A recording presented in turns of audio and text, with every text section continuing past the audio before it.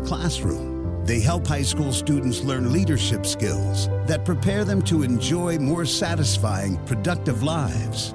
I perform for Mrs. Evans, my high school debate coach, who has helped me become more confident than I ever dreamed possible. This message presented by the Indiana High School Athletic Association and the high school in your community. Hey, I've got a question for you. Who will you perform for?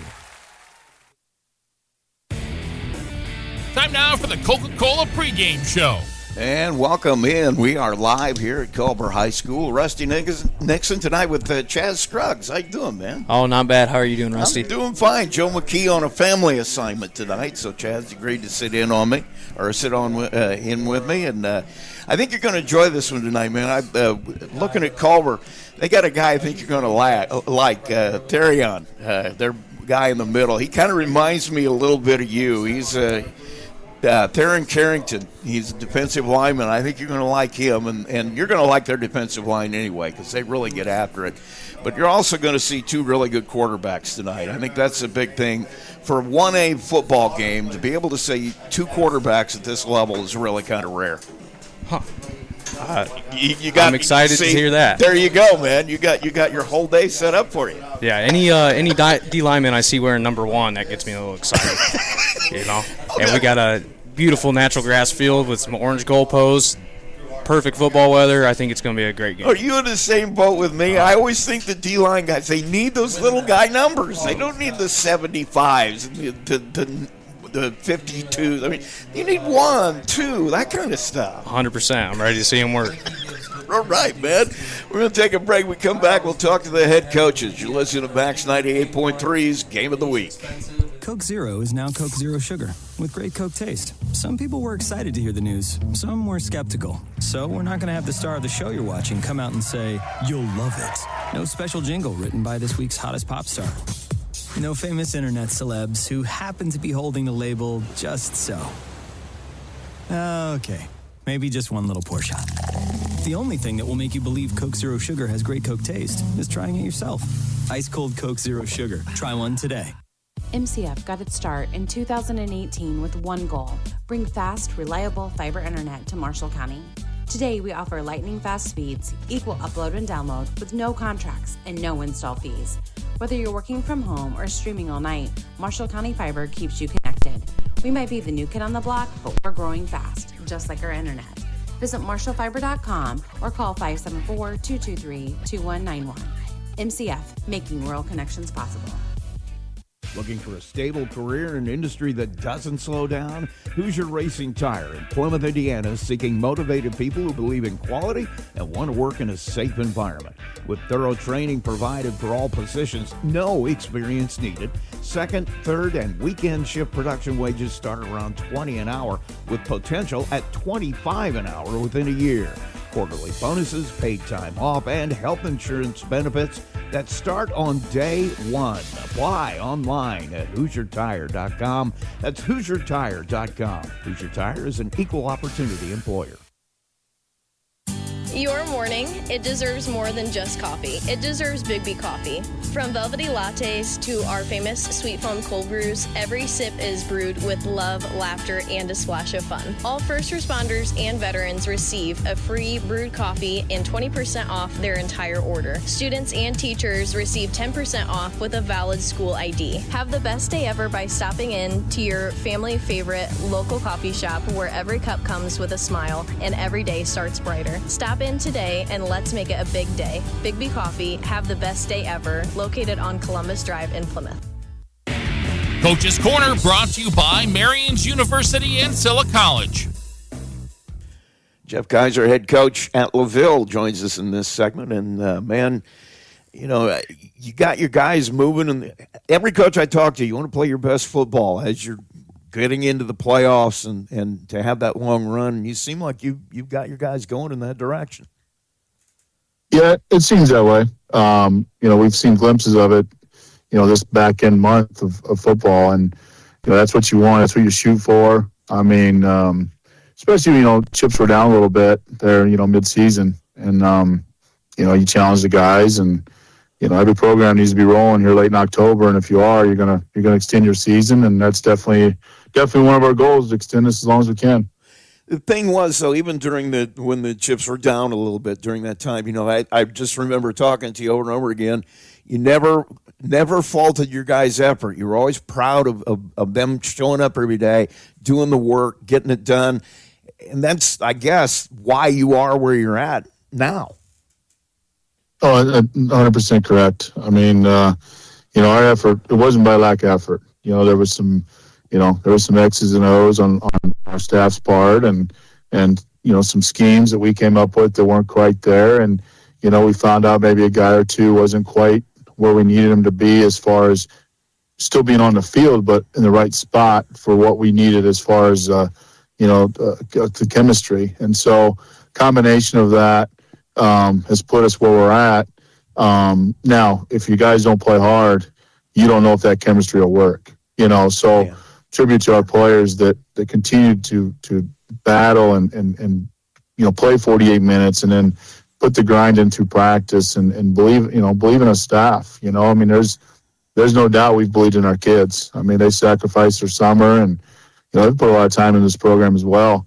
And so, if you as a coach and the staff sense that you have doubt in your players, they'll start shutting down and you won't be playing your best ball now.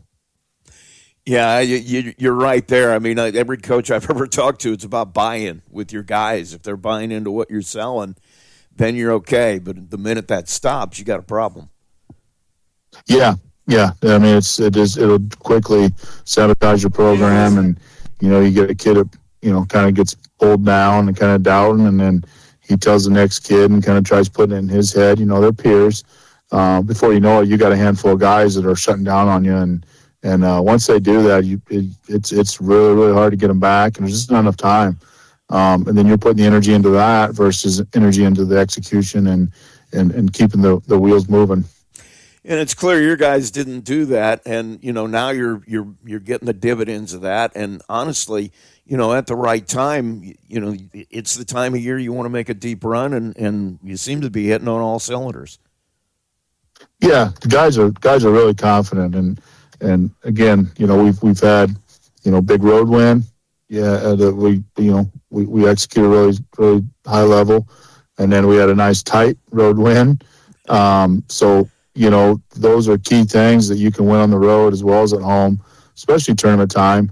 But that adversity, you're staring at it, and like we talked about on Saturday, there wasn't a panic by anybody in our program when we were up against the wall there, right? So that's a tribute again to, I think, the trust both ways between the players to the coaches and coaches to the players that, hey, we're going to get this. We're together on this. We're going to get it. And if you have that, your chances of extending your season, it definitely elevates that. And we're at that. I mean, our guys are really, really confident. I don't think overconfident. We make sure that as a staff, right? You do that in the film room, right? You got to correct things even when things are rolling. There's things you're not doing right, and there's things not doing right. Even myself. There's some ownership things in last Friday's film that I shouldn't have called that, or I shouldn't have done that, right, as his coach, in my defensive package, and it's all of us getting better, not just you're not doing this right, you're doing this right, overpraising them. It's daggone, it's all of us, right? We know better than to do that, and that's the biggest thing, I think, when you get the chemistry amongst your program is you as a coach owning up just as well as you're expecting the players to own up. You talked about the film room. I mean, it'd be hard, the kind of game you had last week, to have a whole lot of negative things to say. But, I mean, I'm sure there were some things you saw and pointed out to them. What did you work on this week that you need to get right?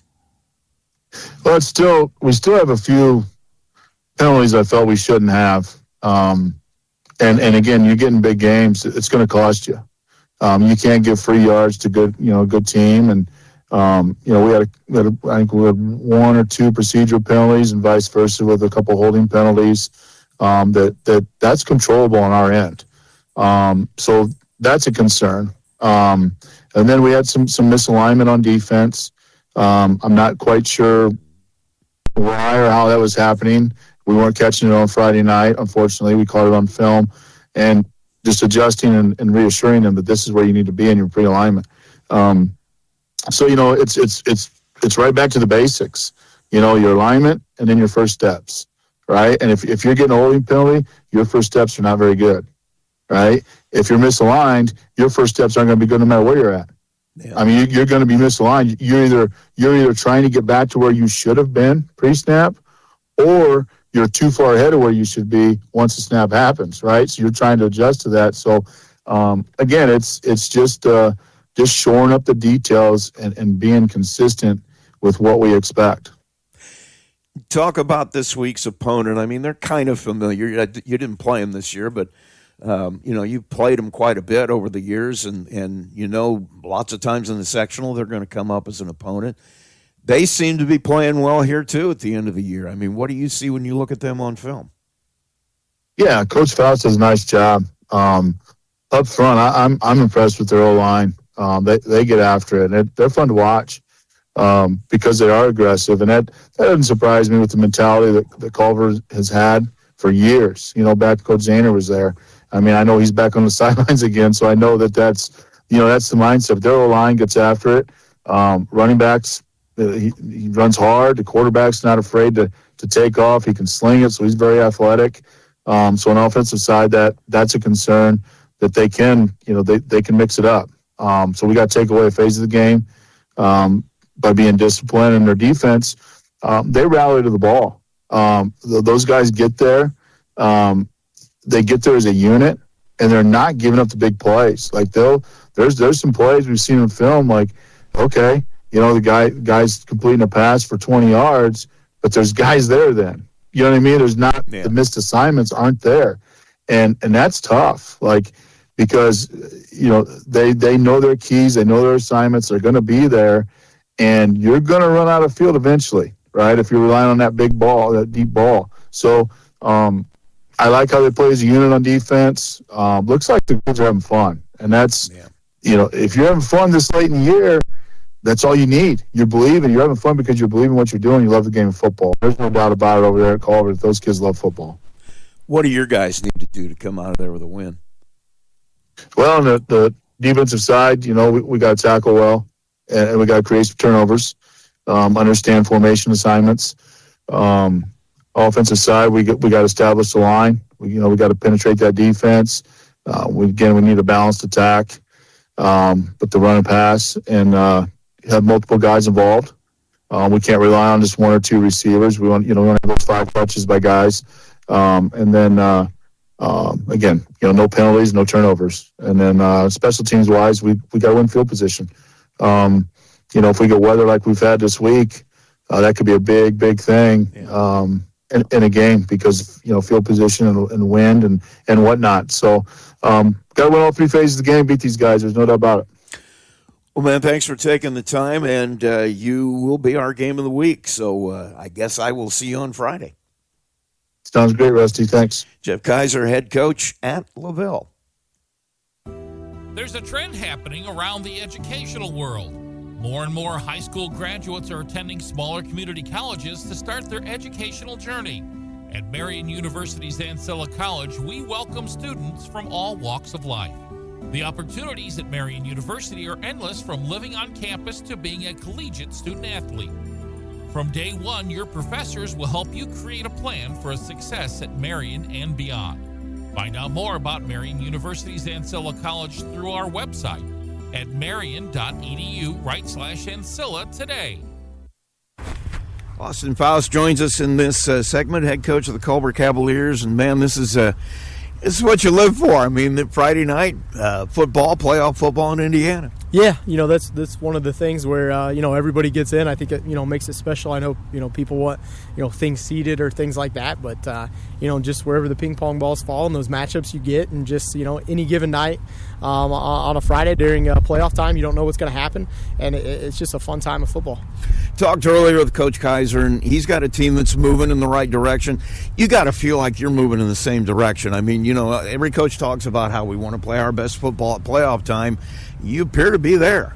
Yeah, I feel like it. Even though lost to Pioneer and lost to North Miami. We had some good things that we did in that game, and then obviously we were able to kind of break through against South Central last week, and that's what we've told our kids. If you don't feel like we have momentum or excited, something's wrong, because we're doing some really nice things here, and hopefully we can continue that this week. If I'm coaching against you, you got a couple of guys, and they're brothers, that I've got on my scouting report. I wouldn't want to play in the playoffs because, both of those guys are just offensive weapons. Yeah, they are. Obviously, they're probably first and second on everybody's scouting reports. And, Caleb's been a marked man at receiver. Everybody's trying to find where 80 is. And obviously with Jonas and at quarterback, you know where he's going to be.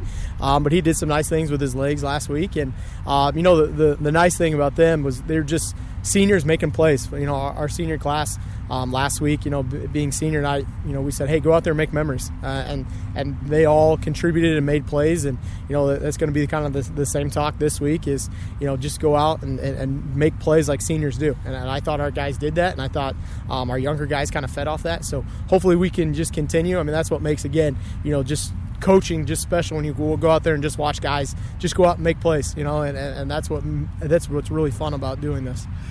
Sounds to me, everybody knows where Jonas is. He's going to take the snap.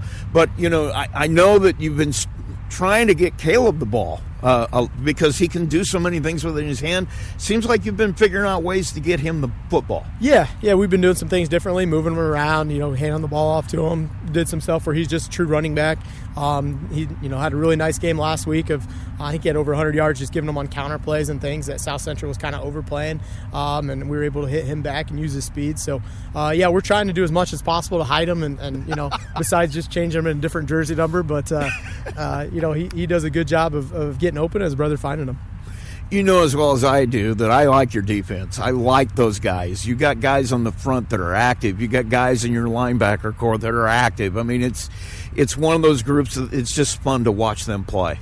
Yeah, it is. They've done a great job all year long. We've kind of, about midway through the season, we've kind of committed that, hey, our 5 best alignment, that just makes our defense that much better. So we got to put 5 guys on the line of scrimmage, and we got 3 linebackers, and they do a good job because teams are going to try to get outside of us playing a 5-3 when you have 8 guys in the box. And we've learned and kind of adapted as the year went on what teams are going to try to do and played things better. And they just play so hard. Our O-line, or our D-line and O-line coach Kling, does a really good job of just getting them off the ball and playing hard. And Theron just does that. Regardless, Theron Carrington does, and everybody kind of follows him too as well. Yeah, Carrington is the one that I like. He and your freshman are the 2 guys. They just got a motor that just never stops. Yeah, they do. And Colton Falk, for being a freshman, he's athletic and fast, and but he's made a lot of plays for us and things. And there's sometimes he's had some freshman moments, but he's took to the coaching and made plays for us. So. Him and Theron up front, and then you got Vela and Skylar Greer. That is kind of our beef up there to kind of try to close up some holes. And then we've moved Shane Martin down from linebacker, and he's another one that's added some speed for us too as well. And Zorich, he seems to be the brains and the heart of the whole operation. Yeah, he has. We kind of joked with our DC today that our Zorich and Coach Dante are very similar. They're like-minded people and things. Sometimes they get in little spats and things. No, he's showed tremendous growth from a sophomore to junior year to where he's the guy calling our defense. He understands what we're trying to do, what Coach Dante wants done out there, and just his leadership has been the big thing. So that's it's been special to see, and we're glad he's only a junior. Let's talk about LaVille a little bit. You know what they're going to bring. They got their helmets on and they're coming at you. That's basically what it is. Yeah, that's what LaVille's been for seems like forever now, right? Smash mouth football, and we got to be able to match their physicality, and they're able to run the ball, and but then they want to spread you out and throw the ball over your head. They will. So it definitely kind of pick your poison type, and and then even that you hope you can stop it. And then defensively, it's what they've always done. They've played really good defense. They tackle well. They're where they're supposed to be. And, they don't kill themselves defensively, right? They make you earn it, and that's, we're going to have to execute and, play our best game of football. Obviously, Friday night to get a W, and, that's what we tell our guys. Week 10, we should be playing our best. So hopefully we're there. Seems like offensively they found some. Braden Schwitz can throw the football. And, he can put it into some tight windows, and that's got to be a concern too. Yeah, I mean, it is like, that pick your poison type. You want to be able to stop the run, they'll just gash you there. But as soon as that happens, they don't sub from their personnel grouping. That's what makes it so tough. All their athletes can do multiple things, and they can run block when they need to run block. They can catch a ball when a ball's thrown out there. So they can just get in so many different formations that you really can't get a beat on what they're trying to do. And it's going to be tough, right? Their improvement, like I said, that they've made since week 1 or 2 when we saw them to now, they definitely put a lot of stress on you. Talk about your guys. I mean, obviously there's things you got to get done on Friday to get that win. What are those things? Yeah, the biggest thing is we just got to come out and match their physicality. We can't just get out physicaled right away. We got to be able to just match the physicality, make it a game there. Win battles on the offense, defensive line, and then we got to keep the ball in front of us defensively, and then offensively we're just got to try to execute, keep the ball, keep the clock moving. That's what I told our guys in the practice. We want to make sure the ball's in our hands as long as possible for as much as possible. We're taking drives and in it with touchdowns. Well, man, get that win on Friday, and we'll have a good talk on Saturday morning. Maybe you want to bring the combine out. Yeah, like I said, it's perfect fall weather here, in Culver, where we have the combine going on in the background. When he picked his, inrows right up to all the dust and everything was coming out. So, you can't ask for better weather. You can't ask for a better time. Football in Indiana. That's right. Nothing beats it. Austin Faust, head coach at Culver, and we'll be right back. Thank you, sir. Johnson Danielson Funeral Home has been established in the community of Plymouth since 1879, and its staff is committed to providing care that goes beyond the expected in serving today's families who call Marshall County their home. They welcome families seeking options and alternative ways to pay tribute to someone, from burial packages to pre-planning to planning a checklist. The professionals, along with caring staff at Johnson Danielson, are available to assist your family 24 hours a day by simply calling 574-936-2829. Visit their website at johnsondanielson.com for a complete list of services. Johnson Danielson Funeral Home. Service beyond expectation. Looking for a stable career in an industry that doesn't slow down? Hoosier Racing Tire in Plymouth, Indiana, is seeking motivated people who believe in quality and want to work in a safe environment. With thorough training provided for all positions, no experience needed. Second, third, and weekend shift production wages start around $20 an hour, with potential at $25 an hour within a year. Quarterly bonuses, paid time off, and health insurance benefits that start on day one. Apply online at HoosierTire.com. That's HoosierTire.com. Hoosier Tire is an equal opportunity employer. Here's the keys to the game. And welcome back. We are live at Culver High School. Rusty Nixon with Chaz Scruggs. And man, you played in a few of these games in your lifetime. I mean, what's going through your head right now when you're down there and you're hearing all this excitement? You've been waiting for it all week. You're just ready to go. Perfect weather. Do or die time. Everybody's 0-0. It's time to go. Talk about, what the preparation is, too, for these guys. I mean, they've been at it all week. They've seen film. They've done all kinds of stuff. I mean, everybody gets that as they go through the week. You're just trying to get everybody ready, dialed in, and keep your body right. Let me ask you a question. Did you ever spend a lot of time, because it seems to me that you were the kind of a player that said, come on, snap the ball. I just want to play. I mean, those guys are out there, too. As far as when the ball got snapped, man, you were after it. I don't think you were thinking about, okay, is he going to run a double pitch here with a wide sweep or what? You just zone everything out and you watch that ball. That's your. That's not a bad idea. It's hard to lose when you play that way. We're going to take a break. We come back. We'll have our starting lineups. You're listening to Max 98.3's Game of the Week. At Marshall County REMC, they are more than just your electric provider. They're your neighbors, your partners, and your connection to a brighter future. Since 1936, they have been powering homes, farms, and businesses with reliable service, innovative energy solutions, and a commitment to our community that never wavers. It's not just about keeping the lights on, it's about keeping our community strong. Marshall County REMC, powering progress, powering you. Learn more at marshallremc.com. Coke Zero is now Coke Zero Sugar with great Coke taste. Some people were excited to hear the news. Some were skeptical. So we're not going to have the star of the show you're watching come out and say, "You'll love it." No special jingle written by this week's hottest pop star. No famous internet celebs who happen to be holding the label just so. Okay, maybe just one little pour shot. The only thing that will make you believe Coke Zero Sugar has great Coke taste is trying it yourself. Ice cold Coke Zero Sugar. Try one today. Here's your starting lineup brought to you by First Federal Savings. Let's take a look at the starting lineups. LaVille has won the toss. They will defer to the second half. So we'll give you their defense. We'll give you Culver's offense. We'll start with the Culver offense. And it's going to be Skylar Greer and Isaiah Vella, the two tackles. The guards are Shane Martin and Colton Falk. Drake Zorich is the center. Running back will be John Carr. The wide receivers, Caleb McEwen, Braylon Jackson, Jordan Green, and Scotty Banks. And then the quarterback is Jonas McEwen for LaVille on the defensive side. It's going to be the front three, Keenan Rickert, Riley Philly. Brock Guest will be at one of the tackle spots.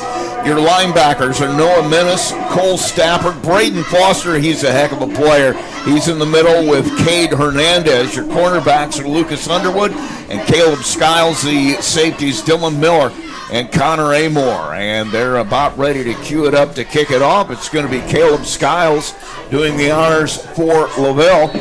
And Caleb McEwen back to receive for Culver. The kick is deep, it's high.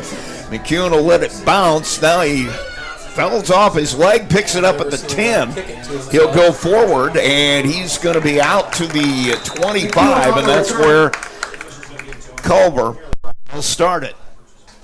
Overall, that's a pretty good return considering how it started. I know. Went right off his leg. He looked like a little miscue or an error there at the beginning. Did a nice job picking it up, and so Culver will have it first. Like we said in the pregame, you're going to see two of the best quarterbacks in the area, if not. And it's amazing. They both play for 1A schools. These are two of the best guys you're going to see. Coming out is Jonas McEwen. He has them ready to go. Carr, the running back, snap. McEwen rolls to the right. He's going to run it this time. Gets to the outside, to the corner. He keeps pushing forward. Gang tackle down there, but he'll get 5 yards. They'll knock him down about the 30, and not a bad gain. It's going to be actually pick up about 7, 2nd and 3. They'll mark him down at the 37-yard line. 2nd and 3. He's got a better spot there, and I thought they were going to give him. I agree. Those were some hard-fought yards there. Kind of slipped that first tackle and made it happen. McEwen has him out of the huddle. He's got a wide out to both sides, man in the slot to the right. Snap. He'll hand it this time to Carr. He's met in the backfield by a host of tacklers led by Cole Stafford. And no gain on that, probably a loss of 1. It'll be 3rd down and 4. They'll mark it down at the 37, just inside of the 37. That's one thing you're going to see with LaVille's defense. They rally to the ball extremely well. I definitely saw a lot of white hats around that ball. Let's see what they got dialed up. McEwen has him out of the huddle, has a couple of words with Carr, his running back, as they come out. He's got wideouts to both sides. Man in the slot here to the right. Now he sends Carr in motion. And we got a lot of people moving, and I'm not sure what this is. Looked like your tackle on the right side stood up. That's number 64, Skylar Greer. Don't know. 5-yard penalty. Stood up, they threw the flag, and so 5 yards back, and now 3rd down becomes a tough one at 3rd and 8.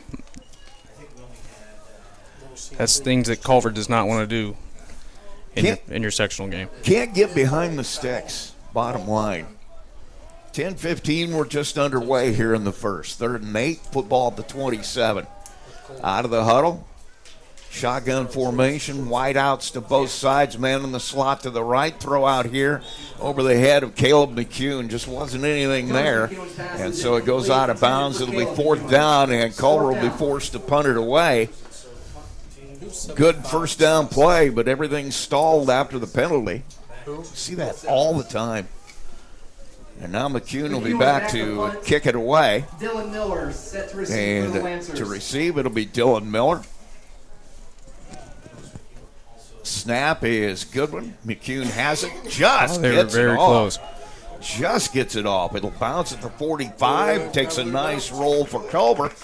And they'll touch it down at the 34, and that's where LaVille will have their first possession. At the Lancer Let's take a look at the starters for both the offense of LaVille and the defense of Culver here. On the offense, it's going to be Braden Foster and Keenan Richard. The tackles, guards are Cade Hernandez, Austin King, Riley Philly is the center. Wide receiver Dylan Miller, also split in Connor Amore. Dennis Menace is the tight end. Running back Cole Stafford. Schwitz is the quarterback. Braden Schwitz had 6 touchdown passes a week ago. Man in motion, handoff up the middle is Stafford. He'll spin through the middle. Makes something out of nothing, really. Gets all the way down just short of the 40, and it'll be second down. Stafford on the carry. Nice carry on first down. That's a great way to set the tone if you're the LaVille Lancers. Takes that ball to right outside the 39. It'll be second and 5. Defense for Culver here. The front line is Colton Falk, Isaiah Vela, Skylar Greer, and Theron Carrington. Linebackers Zorich, Martin, and Banks, along with McCune, Jordan Green, Jonas McCune, and Braylon Jackson, the defensive back. Stafford again takes a shot, as he'll get about 3, but he got stood straight up, and it looked to me like that was number 60 on that, Zorich, but I'm not sure. He got really hit at the end of that run. Zorich, as we said in the pregame, he is the heart and soul of that defense, playing in that middle linebacker spot. Schwitz has him out. Running back Stafford, he'll hand it off to him. This time to the right side, he'll have the first down. He has a nice game of about 7. They'll knock him down on the Culver side of the field, and it'll be 1st and 10 for LaVille, brought to you by First Source Bank. Football is at the 48 of Culver. Ball is marked at the Cavalier 48 for a Lancer first down. Clock running at 8:58. Schwitz directing traffic. He's going to go with an empty backfield here. He'll send Stafford over to the slot to the left. Snap looking downfield. He'll throw it right over the middle and in and out of the hands. That was some nice pressure that Culver applied on that play. They're running a 5-man front with that Carrington you were speaking of, kind of playing that rush edge. He has a motor. Brock Guest is the intended receiver on that. And now it'll be 2nd and 10. Clock stopped at 8:53. Snap. Handoff to Stafford. Goes to the right. Flag comes in late. They'll knock him down about the 45, and we'll see what the flag is. It looks right now like 3rd down and about 8. Everything else stayed on. Just that one play. Not sure what they came in that area where there's usually holding, but it could be about anything. That's what it's going to be. It's going to be a hold against LaVille. Once again, a penalty, putting a crimp in your style on your drive here. So that'll go all the way back to the LaVille side of the field. They'll put it down at the 42, and it'll be 2nd down, and I'm going to look at the scoreboard and sheet on this. 20 to go. Wideouts to both sides. Stafford in the slot here to the right. Snap for Schwitz. He'll throw it out to Stafford on a little bubble screen. He'll get maybe 2 or 3. He's tackled there by a host of tacklers. Zorich was the first one out there, the middle linebacker. And so pickup of a few. It's going to be 3rd and 16. You really want to get off the field here. In Culver's situation. If you're in orange, you don't want them to have it any longer. You got that big penalty, so we'll see what happens here. See what the play call is. Schwitz has him out, empty backfield. He's got trips to the right. Receiver in the slot to the left. Snap, he'll go back to throw. There has he goes. pressure. Wow. Carrington gets a hand on him, can't bring him down. And a great run by Schwitz. He'll pick up about 13. He'll be knocked down in Culver territory at the 43. So a really nice game by the quarterback, Schwitz. And it'll stay 4th down, but it's much more manageable here. And now they're going to get up quickly and run some tempo. Schwitz has Stafford to his left. Snap. He'll fake the handoff. Throws it over the middle. Man's wide open. Looks to be good for a first down. Good pitch and catch there as Noah Menace was able to catch that one. And he'll be down at the 34. And LaVille wanting to run tempo again here. That's really hard for Culver defense. That's giving up that big 3rd down play. 1st and 10. Handoff. Stafford breaks into the secondary. Nobody's going to catch him. Cole Stafford as they hit the line quickly on that first down. LaVille wanting to run tempo, and they get 6. Stafford just took it off the right side, caught him a little bit in transition. And so now the extra point coming up. He's a good quick hitter. Caleb Skiles will be on to attempt the extra point. Schwitz will be the holder. With 7:11 to play here in the first period. Snap is good. It's down. The kick is up. It looks to be good, and it is good. So, with 7:11 to play here in the first period, LaVille manages some adversity, gets on the board first. We'll take a break. We come back. You're listening to Max 98.3's Game of the Week. When it comes to your money, you want a bank that understands you. At First Federal Savings Bank, we offer more than just a place to deposit your paycheck. We're here for you every step of your journey. Need a loan for that new dream home? We've got you covered. Looking to save for the future? Let's make it happen together. From personal banking to business banking, we offer full-service solutions tailored to your needs, online, in person, or over the phone. No matter where you are, we're with you every step of the way. First Federal Savings Bank, we don't want to be the biggest bank, just the best. Borrowers must meet underwriting guidelines. First Federal Savings Bank is FDIC insured and equal housing lender. NMLS number 399927.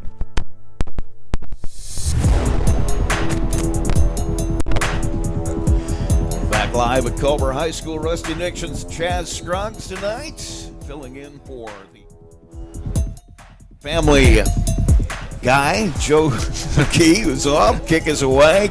McCune has it, coming forward. Nice return there as Caleb McCune will bring it all the way out to the 30. And once again, Culver will have decent starting field position. Yep, and as you're coming out here, just short memory.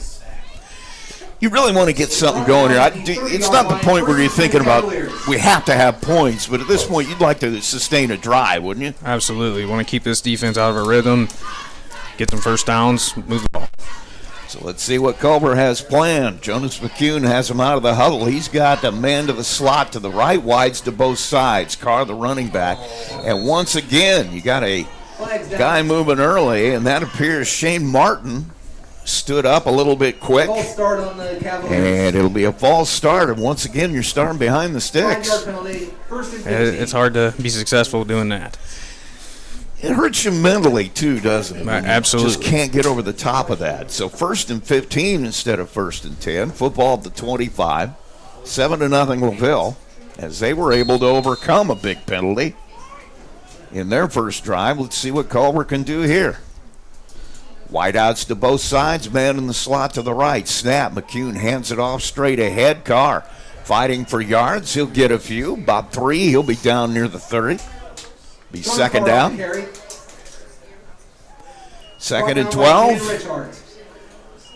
If I'm not mistaken, I think that's the first time I've seen them go between the tackles. So maybe they're trying to see if they can find a different look and get something going here. 2nd down now. Let's see what they have called. Wide out to the right side. Man in the slot as well. Another wide out to the left. Carr, the running back. Snap a little bit high. Jonas McCune takes it. Running to the right side, puts his head down. He'll get a few, but not a lot. That looked like the same play they opened the game with, where they had a nice game, but not as much there this time. He'll be knocked down right about the 31-yard line, so it'll be 3rd down and 9. Still blows my mind that there's no place. Really want a first down here. I know they do. Jonas McCune will come out. Let's see what play they've got called. 5:43, clock running, 7-0 LaVille. They're ready to go. McCune has him out. Carr, the running back, wideouts to both sides. Man, the slot is tight this time on the right side. Rolls to the left. McCune looking for somewhere to go. He's going to go deep. Looking for a couple of guys out there. He had some guys. It was going to be a 50-50 ball either way. Braylon Jackson was out there with Caleb McCune. Neither one of them could really get a hand on it. They were both covered well, but it was one of those balls you throw it up and let your receiver have a shot at it. Absolutely. And we got to showcase that arm a little bit that you've been telling me about. Yeah, he can throw the football, I'll tell you. 5:22, clock stopped, and another punt here for Culver on their second possession. I think that went about 50 yards in the air, didn't it? Pretty close. Snap. Kick is away, just barely. We're going to get a flag. It's going to be fielded short. This is probably going to go very deep. They're going to stop it. Foster caught it after the punt was blocked, but flag came in, and we could have a roughing penalty on the punter here. Not sure. It looked like it got blocked, so I'm not sure if they're going to call a roughing penalty. And now they're going to talk about it. The guy in the backfield here threw the flag instantly on the kick. We'll see what the call is. Braden Foster picked it up. I think they blew it dead, didn't they? I'm not sure. That was quite the cluster going on there. Foster kind of just stopped down around the 15 or 20-yard line, and we'll see what they're going to talk about here. They're going to pick up the flag. That's not going to make Austin Faust very happy. He certainly does not look happy. He is having a few words. They're going to pick up the flag, so Foster's return will stand, and it'll be all the way to the 20-yard line. They're going to mark it down. I thought for sure I heard him blow it dead before then even, but we'll see. Well, we do see. That's what's going to be the call.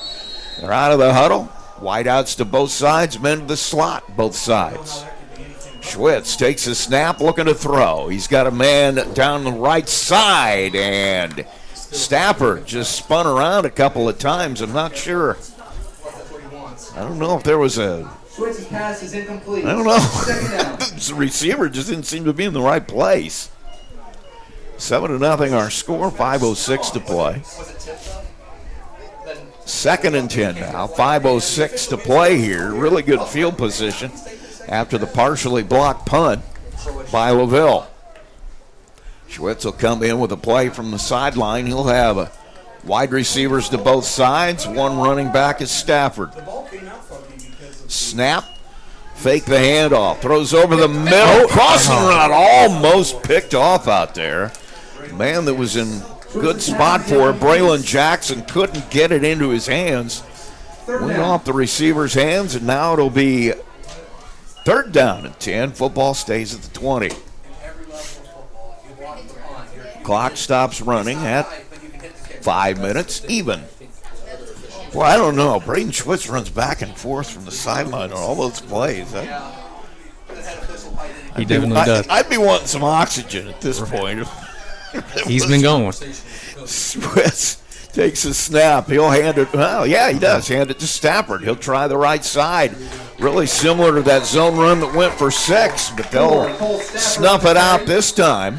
And he'll be knocked down at the 26. And it's going to be a timeout, LaVille, as it's 4th and 7 here. They'll have to figure out what they want to call.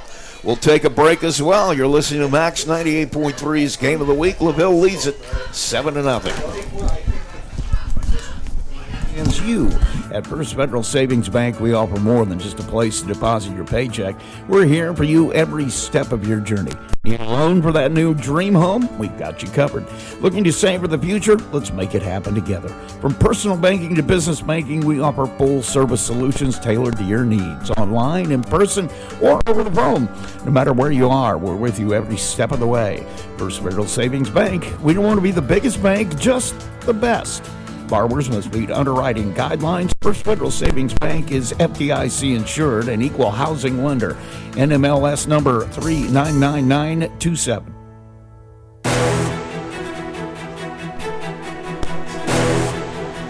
Back at Culver High School, Rusty Nix and Chaz Scruggs.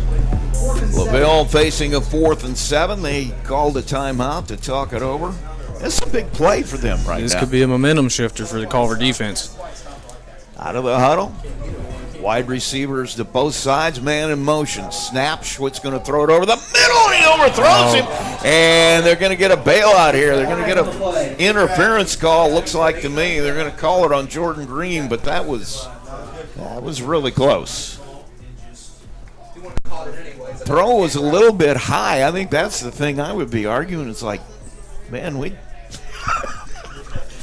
I don't think you would have caught that anyway, but they're going to throw that flag. That's going to be a first down now. And once again, a big penalty. That'll be an automatic first down. And it's 1st and goal now. So a big penalty there, really.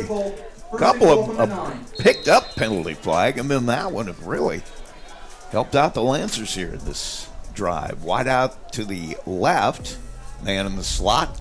Man goes in motion. Now comes back. Schwitz hands it off to him. And he is snuffed out in the backfield. Great job there. Guess who? Theron Carrington standing there waiting for it. They had a play on. Connor Amor was just not able to find anything, and a loss on the play of about 3. Loss of 2 yards. 2nd and goal from the 11. 2nd and goal from the 11. The clock will continue to run. 4:23 here in the first. Play will come in from the sideline. This would be a huge stand if Culver can do something here again. I mean, they had him at 4th down and long, and the penalty got it out of him. Snap, handoff goes to the right side. Runner has some room over that outside. That is Lawrence Wood. He'll get about 5 or 6 back. They're going to go to that tempo again. They're not going to give him a chance to make any changes or set up. So Wood with a nice carry of about 5. 3rd and goal now. Now we got a whistle as the snap is made. I'm not sure. Looks like maybe Culver got a timeout. So they'll take a timeout to slow it down a little bit. We'll take a timeout as well. 7-0 LaVille lead here in the first. 3:41 to play. Max 98.3's game of the week. Deserves more than just coffee. It deserves Big B coffee. From velvety lattes to our famous sweet foam cold brews, every sip is brewed with love, laughter, and a splash of fun. All first responders and veterans receive a free brewed coffee and 20% off their entire order. Students and teachers receive 10% off with a valid school ID. Have the best day ever by stopping in to your family favorite local coffee shop where every cup comes with a smile and every day starts brighter. Stop in today and let's make it a big day. Big B Coffee, have the best day ever, located on Columbus Drive in Plymouth. And we're back at Culver High School. Quick timeout, and LaVille out ready to go. Wide out to the left side. Schwitz sends a man in motion as Wood. He'll hand it to him coming back the other way. Wood is stacked up inside the 5. He'll get a couple, but not what he needed for this touchdown. So now it's going to be 4th and goal again. Football at the 4-yard line. This would be huge if Culver can get this stop. Need that stop here, need to execute. 3:19, clock running. Play comes in with Schwitz. See what they've decided to do. We're going to have 2 wideouts here to the left. Man in the slot will be Amor, it looks like. Wood, the running back, to the left of Schwitz. He'll go to the right looking to find some running room, and he'll lose 3 or 4 yards. Kind of looked like a speed option there or something, but what a massive stop by Culver here. Something didn't go right. That was very clear. That was a broken play from the beginning. So it'll be 1st and 10. Culver, a huge stop as they keep him out of the end zone. 2:53 to play. 7-0 our score. told you I like their defense. I like their linemen. That was definitely a lot of adversity they faced there. They really were able to make that happen. So they'll get a football back, wideouts to both sides. Man in the slot to the right and to the left. They've got everybody spread way back. And now the slot man just moves back, and that's going to bring a flag. Not sure what he was thinking out there. Scott Banks just went to the line and just started backpedaling. Now you're really in the shadow of your own goalpost here. Well, 1st and 15, you're at the 4-yard line. So the play will come in with McCune now. 2:53, clock stopped after the penalty. You got any 20-yard plays in the playbook, you think? Yeah, we'll see. McCune has him out. Snap. He'll run to the left. Looking for somewhere to go. He'll find a little bit of an opening, but it closed very quickly out there as he'll pick up about 5, but nice job by Foster and Stafford to close that up really quickly. It looked like he might have enough to get closer to that first down. So he'll come over to the sideline, get the play from Austin Faust. Clock running at 2:24. It'll be 2nd and 10. Football at the 8. We're in the first quarter here. 7-0 LaVille lead. Out of the huddle. McCune with wide out slots to both sides. Rolls to the right, hits the man on the wide out. It's his brother Caleb. Hits him right in stride, but right there as well is 2 or 3 LaVille defenders. He'll pick up, looks like they're going to give him 7, so it'll be 3rd down and 3. Really need a first down if you're Culver here. It could really get things clicking. That's the thing. The McCune brothers, you know, are named number 1 and number 2 on the scouting report. They want to know where they both are all the time. Caleb was able to get open and get that one, but was hit almost instantly. Wide out to both sides now. Snap. Roll to the right. Stafford right there has his hands up. Boy, there was a man open. If Jonas McCune had had time to throw, I think he would have hit Scotty Banks for a big game. Was that ball tipped, do you think? It might have been. Stafford was all over him as he came in to try to break that up, and McCune had to throw it he had to throw it to a spot. He wasn't going to throw it. He had no idea that Banks was going to go there. Just overthrew it a little bit. So back to receive for LaVille. Now we got a flag. And it looks like we got another false start on Culver.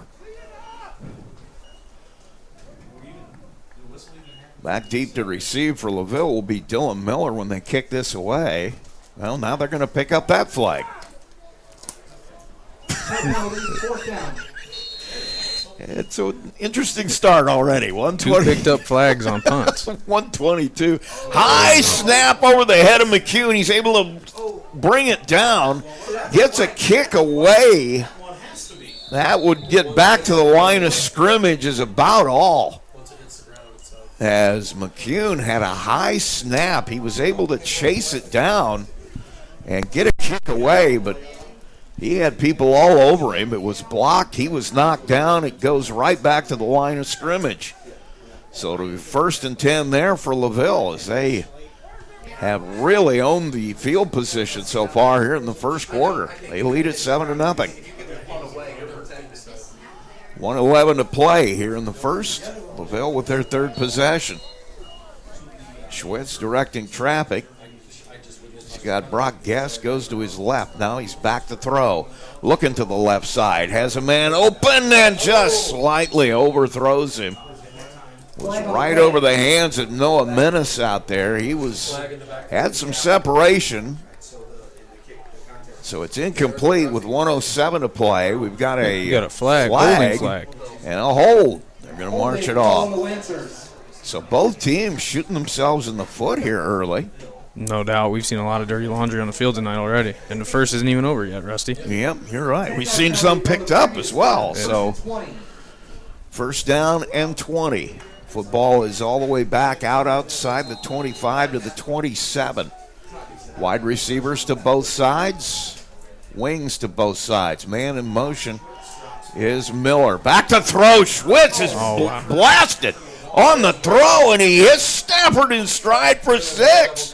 What a throw by Braden Schwitz. Schwitz's pass is complete to Cole Stafford. Schwitz tossed that thing, and he took a shot just as it was leaving his hand. Somehow got it out there to Stafford, who takes it in for 6. Went back to the pass, and it worked out for him. 13-0 now. And now coming on for the extra point will be Caleb Skiles.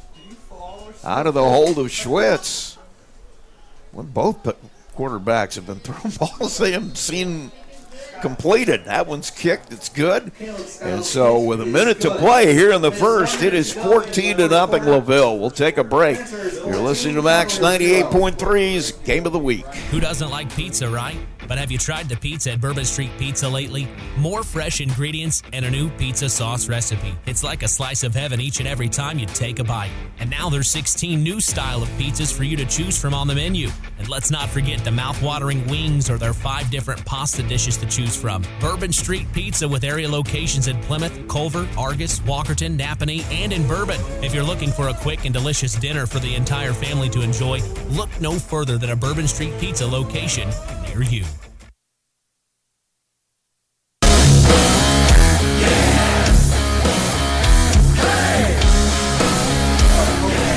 Back at Culver High School, Rusty Nixon with Chaz Scruggs tonight as Joe McKee decided he was a family man.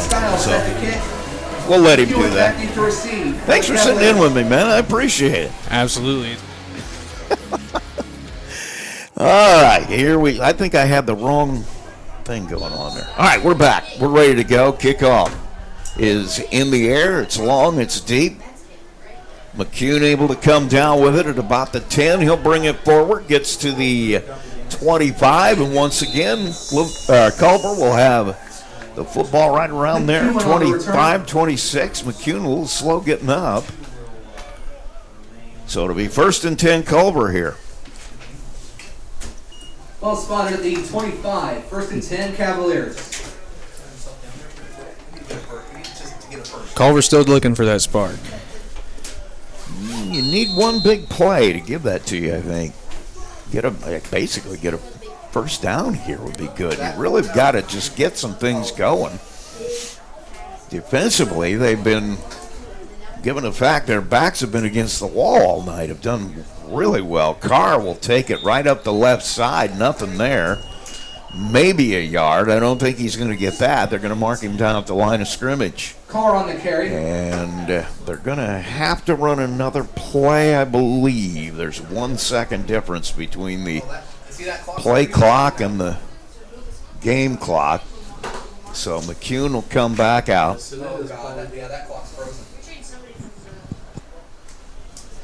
Second and 10 here.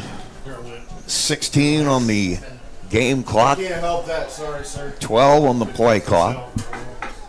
McCune out. Ready to go. He's going to need to snap it, I think, here. As they'll just let it run all the way down. So I'm not sure why the difference in the clocks. Yeah, well, it's going to be one of those nights, I think. I believe so. I think we've already started to have it be one of those nights. So we'll take a break. We'll be back with quarter number 2. LaVille leads this one 14-0. In a world where there's so many ways to get your news, stay connected by finding out information about your school, local news, along with sports and current events. With a subscription to the Pilot News, they bring you everything you need to know right at your fingertips or on your doorstep. Call Circulation today and ask for their monthly special.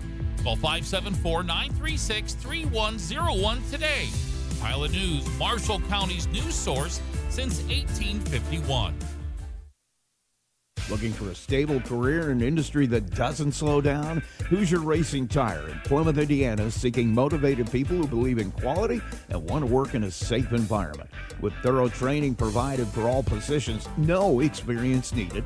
Second, third, and weekend shift production wages start around $20 an hour with potential at $25 an hour within a year. Quarterly bonuses, paid time off, and health insurance benefits that start on day one. Apply online at HoosierTire.com. That's HoosierTire.com. Hoosier Tire is an equal opportunity employer.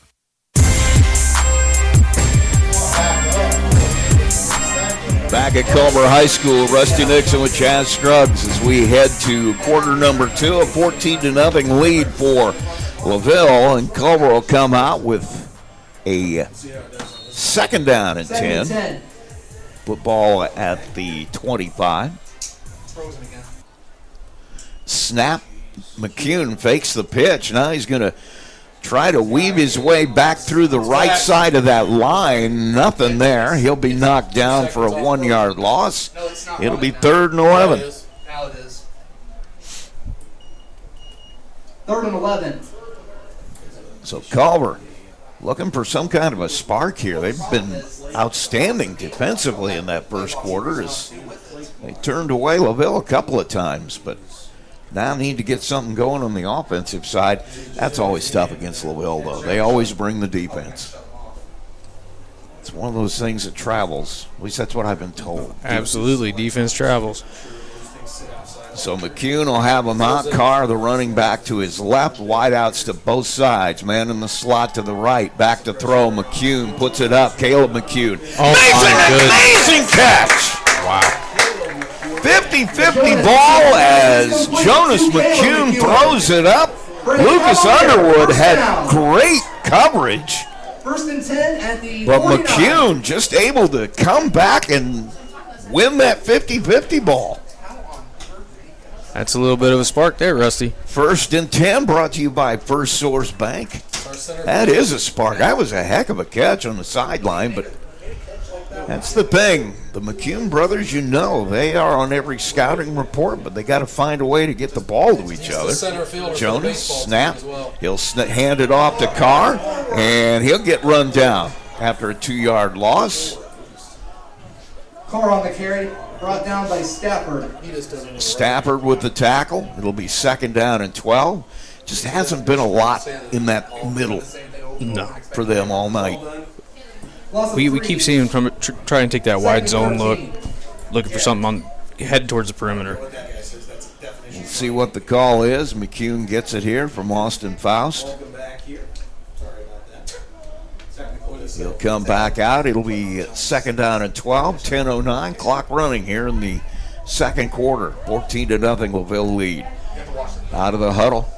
McCune, Carr, the running back, to his right. Wideouts to both sides before the play starts. A flag.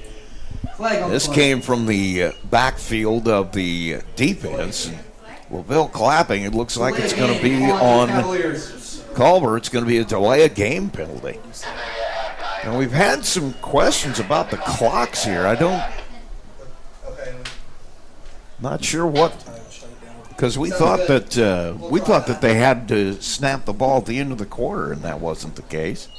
Yeah, I believe the south end zone time clock keeps freezing up. So 9:51, they've got it set. The penalty puts it all the way back at the 41-yard line. It'll be 2nd and 17.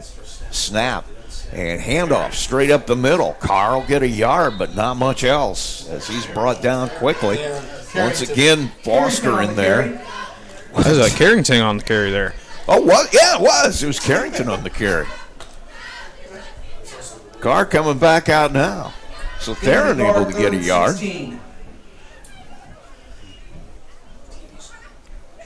Yeah, we'll see what they got here for 3rd and 16. Football at the 47. Clock running at 9:10. Now Carr is a running back to the left. Wideouts to both sides. Man in the slot right. Hand off up the middle. Carr dropped instantly. And Foster once again just there waiting to collect him. He is a heck of a player. Yeah, he's been in the backfield every play I've seen. Braden Foster just having a great night. Which one is Brought down by Foster. Now back to a kick will be McCune. He's not here. Where's he at? He's doing something. And back deep to receive for LaVille. Looks like it's going to be Dylan Miller again. Snaps a little high. Catch. Ball is blocked again. Goes into the hands of Stafford, one of the up guys, and he'll return it for about 30 yards. He caught it at the 50 and brings it back to the 28. So another difficult punt situation for Culver as it gets blocked again. And it'll be 1st and 10 LaVille with great field position once again. 10 at the Cavalier 28. It's kind of been the story all night. The defense for Culver has had their backs against the wall. Some tough special teams problems and not a lot of offense going on right now. Trips to the left. Schwitz looking to throw. He'll step up, and we've got a flag. That's going to be a 30-yard touchdown pass, but I think it's coming back. He hit Lucas, or let's see, is that 14? Lucas Underwood just in stride, and just a perfect pass, but it's coming back. And it's going to be a hold on LaVille. That came in quickly. There wasn't much question about it. Boy, what a great pass by Schwitz. No doubt. 10-yard penalty. He is really impressive he can throw a great long ball. He can put it in some really tight windows a long way away. Just throws a nice football. That one just perfect. Hit Underwood right in the hands and stride. So now, a little bit more difficult. It's 1st and 20, football at the 38. Man in motion is Underwood. They'll take the handoff. I'm sorry, that's Miller. Now he throws over the middle and just overshoots Stafford. Stafford was running a little bit behind the safety back there and just couldn't haul it in. 2nd down now and 20. Schwitz will go to the sideline and get the play. Clock stopped at 8:06, 14-0 LaVille here. We're in the second quarter.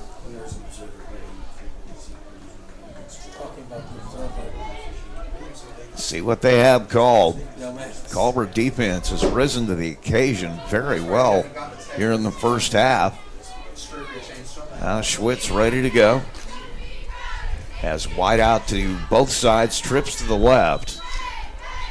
And a whistle, and clock stops again, and another flag. They still have 3 seconds. And once again, they're going to call a delay a game penalty on the more clock issues and we've here, got Rusty. more clock issues. As the clock still said it had 3 seconds on it. I think that's what they call back 5. Call that home field advantage. I don't know.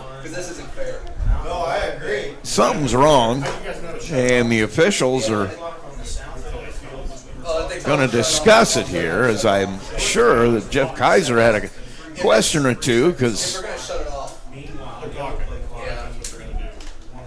they're going to discuss it. The play clocks have had a little bit of a problem here. 8:06 on the game clock. Both of the play clocks at 25, but the one here in the south end zone has apparently had some trouble. I think it had about a 3-second delay. I'm not able to watch the play clocks all the time, so I'm relying on people to tell me. Now the official's still talking about it. This has been a wild first half. We've seen lots of flags. We've seen lots of flags picked up. And now they're going to turn off the flags, or the play clocks. So we'll just have the game clock from here on out. Now, I don't know how. It doesn't appear they're going to pick up the flag for the delay of game. will be shut off, and the referees will keep track on the field. So does that count as a penalty to the right? So it's still going to be a penalty. They're not going to pick that up. And it's going to be 2nd down now and 25. Football at the 43-yard line. That's what it was. 14-0 our score. No play. 8:06 to play in the first half. LaVille with the lead and the football. I agree. LaVille fans are not happy about that. Well, I don't blame them. Schwitz ready to go. He's got a man in the slot to the right. Snap. Back to throw. He's going to go long. He's got a man open and off the fingertips of Connor Amore. Boy, what a throw by Schwitz. Hit him in stride down the sideline and just a little bit long. That would have been a 44-yard pass. He threw that about 50 yards in the air, too. So the clock stopped now with 8 minutes to play in the second quarter. And LaVille will come back and try it again here with a 3rd and 25. Football will stay at the 38.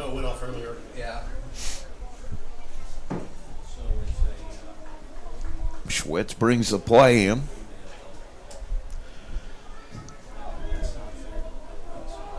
And now he's got trips again to the left side. Now we got another whistle. And it looks like maybe we've got a timeout. We do. It's going to be a timeout for LaVille. So we'll take a break as well. Maybe we'll figure some things out by the time we come back. You're listening to Max 98.3's Game of the Week. LaVille leads it 14-0 over Culver. Looking for a stable career in an industry that doesn't slow down? Hoosier Racing Tire in Plymouth, Indiana is seeking motivated people who believe in quality and want to work in a safe environment.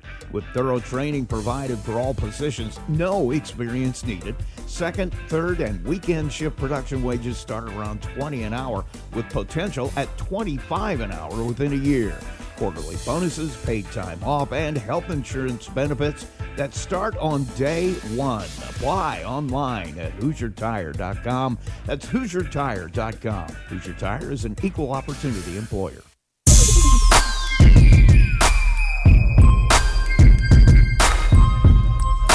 Back at Culver High School, Rusty Nixon along with Chaz Scruggs tonight. Round 1 of IHSAA. Sectional playoff action for football here at Culver. 14-0 LaVille lead here. And out of the timeout, we'll see what Jeff Kaiser and his staff decided to call here. It's going to be 3rd and 25. Football at the 28. Menace is going to come out here to the right side, wide out. On the other side is Miller. He's going to go way out. Snap. Looking to throw again. Pocket breaks down, coming up the middle, and should have been on John Carr. Could have been a interference call. Amore was the intended receiver. It's incomplete. And so now it'll be 4th down. You go for this here, or you just punt it away? I mean, this is a weird spot in the field. Go. Looks like they're gonna punt it away. Like they're punting. And they are at least setting up in punt formation. As Stafford will go back, he'll take the snap about the 45. 4th down and 25. 14-0 lead for LaVille. Snap is a little high. He'll come down with it, kicks it away. And getting out of the way down there is Jackson. He'll let it bounce and it'll stop at the 12. So Braylon Jackson lets it drop, and so it'll be 1st and 10 Culver here with the football at the 12-yard line. 7:44 to play. They have had very little to cheer about here on the offensive side of the football. They really got to get something going, and they got a long way to go. It was a big stop for the Culver defense. A little bit of an odd sequence, but they've had a lot of really big play. Defense has risen. And they've kept them out a couple of times here when LaVille had some great field position. McCune, and once again, a movement on the offensive line, no call. McCune will just bring it straight up the middle, and he's got some running room. He's finally driven to the turf by a group of LaVille tacklers, led out there by Underwood, and it'll be 2nd down and short. They're going to put it at the 21-yard line, so it's 2nd and 1. Clock will keep running at 7:20. here in the first half.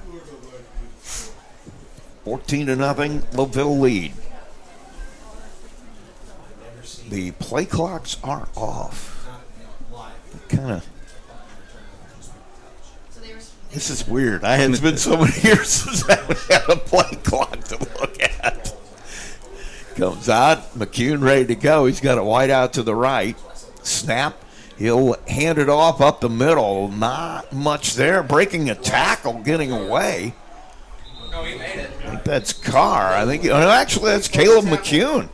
And they're going to give him the first down. He was able to get away from the first tackler and get enough to get that first down. So the 1st and 10 for Culver, brought to you by First Source Bank. We'll see what they can get going. They've got about 6:30. They got all the time in the world. 1st and 10. Actually, I would imagine you want to run as much of this clock as you can if you can score, because you don't want to give LaVille the football back. McCune ready to go. Snap, rolls to the left, looking for somebody. Now he's just going to have to throw it away because there's really nothing there. He had Caleb kind of open here in the flat, but Underwood was trying to, was pulling that cornerback trick of just trying to bait him into throwing it out there. But McCune had nothing to do with that. He just throws it out of bounds. It'll be 2nd and 10. Clock stops at 6:16. You can see Underwood saying, yeah, go ahead, throw it. He was going to break on the route. Of course, you got a senior quarterback. He's probably seen that once or twice. Wide out comes to the right side. Man in the slot is Caleb McCune. Man in the slot on the left side as well. Snap, flushed out of the pocket. Oh, wow. McCune trying to throw. Gets himself away, and he's not going to get away this time, as he is run down, and once again, Braden Foster is there to put the hit on Jonas McCune, and it'll be a big loss all the way back to the 18-yard line. Sacked by Philly. Loss of 5, 3rd and 15. So it'll be 3rd and 15 here, 14-0, the score, 5:43 and counting.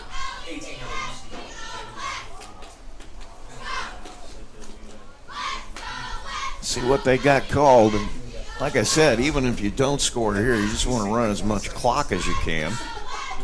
That clock was missing like 20 seconds.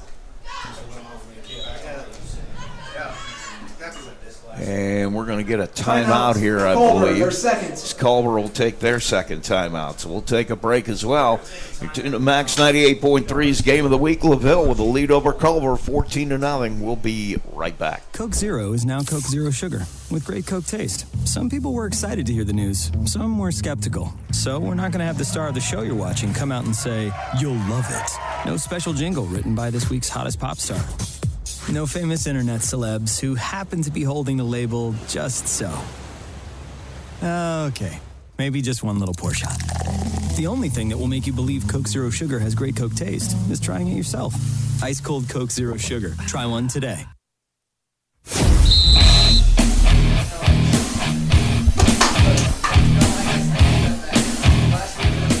Back at Culver High School, Rusty Nixon with Chaz Scruggs as Culver faces a 3rd and 14 out of this timeout. 5:21 to play in the second quarter. LaVille trying to get the football back in some good field position. They've had some opportunities go awry as the Culver defense has risen to the occasion a number of times. But the offense has had a lot of trouble getting anything going. Got a bunch of receivers here to the left side, nobody to the right. Snap, McCune going to run that way. Has some running room. He gets ripped at the end of that run. Once again, Braden Foster just barrels through him. And a big hit on your quarterback. Makes it 4th and 14, a gain of about 4 or 5. Brings up 4th and 10. And it's going to be McCune back to punt again, and this has been an adventure every time. Snap is a good one, and he gets it away this time. It's going to be high floater, goes Looked like it was going out of bounds, bounced back into the field of play. And it's going to roll dead at the LaVille 47. So nice punt there for Culver. And so it'll be 1st and 10 LaVille on their side of the 50-yard line at the 48. Quite the sigh of release there. Finally got one off. Punting has been an adventure tonight for Culver. And the defense of LaVille just really stifling any kind of momentum the offense can gain. But the Culver defense has been really good. Stafford will be the running back. Men in the slots to both sides. Man in motion now. Snap, we got a flag. Flag on the play. Not sure what that's going to be. Connor Amore was in motion, took the jet sweep handoff. And a false start on LaVille. That's kind of been the story of this first half. It's just penalties by both teams. Culver defense and penalties for both sides have been really the difference in this game. LaVille probably is looking, they got to feel like they could have put the ball in a couple of more times. Actually had one taken off on a long pass that got called back for a hold. So Schwitz has him out. He's got men in the slots both sides. Back to throw. He's going to throw deep, and he's got a man open who falls down. It's picked off. Coming back the other way. That is the DB on that side. Jordan Green will bring it all the way down to the 35. Amore fell down. He was wide open out there, and Green was more than happy to take his spot on the field and took it in stride and took it back. So a big interception gives Culver their best field position of the night at the 37. I wonder what happens if the receiver doesn't fall down, because they're both, I don't know. It was a good throw, but Green able to replace the intended receiver. Snap, McCune rolls to the left. He's going to throw it back across the middle, and the interceptions are traded. Lucas Underwood was actually that's Miller out there. He's the only one anywhere near it. McCune was trying to throw back across his body towards the middle, and there was just nobody there but Miller. Went to his knees, makes the catch. And the teams trade interceptions. The 1st and 10 LaVille at the 15.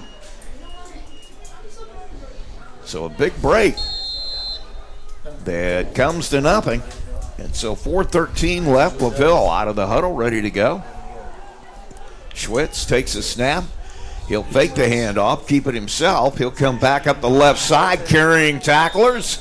He'll get about 12. Big run for Braden Schwitz, the quarterback. Brought down by Shane Martin. Martin with the tackle for Culver. It'll be 1st and 10 LaVille, brought to you by First Source Bank. And Schwitz ready to go. Moving some tempo here. Handoff coming to the left side now. Stafford breaking tackles. He's brought to the turf. Looks like Zorich was there. Stafford on the carry, brought down by Martin and Zorich. Also Martin there for the assist. Shane Martin, Drake Zorich, and they're going to continue to run tempo. 3:34. Schwitz, snap is low. He'll hand it to Stafford. Gets stood up in the middle of the line there, but is able to fall forward for a few. Zorich was the guy there. Got some help on the cleanup there with Scotty Banks. Once again, straight to the line. Now under center. Snap. Schwitz rolls to the right. He's going to throw it. Has a man wide open down the right side. Breaks a tackle. Gets down to the about the 25. About the 25-yard line. That's Connor Amore. And so Amore with the catch. Brought down by Carr. Football now at the 26 is where they're officially going to put it. 1st and 10, brought to you by First Source Bank. 3:06 clock continues to run. And now the chains will finally be set, and we've got a whistle, timeout, and it's going to be a Culver timeout. So we'll take a break. You're listening to Max 98.3's Game of the Week, 14-0. LaVille leads Culver. We'll be right back. Who doesn't like pizza, right? But have you tried the pizza at Bourbon Street Pizza lately?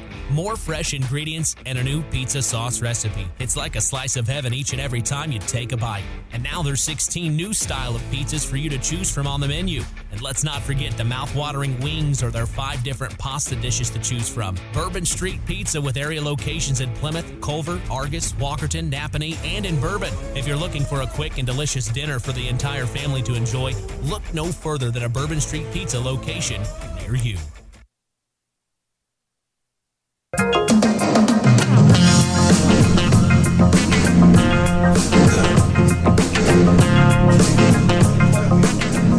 Back live at Culver High School, Rusty Nixon with Chaz Scruggs. We have a 14-0 score. LaVille leading it over Culver. Cavs take a timeout, trying to make a defensive stand here before the half, as we've got 2:57 left. It's 1st and 10 LaVille at the 26 of Culver.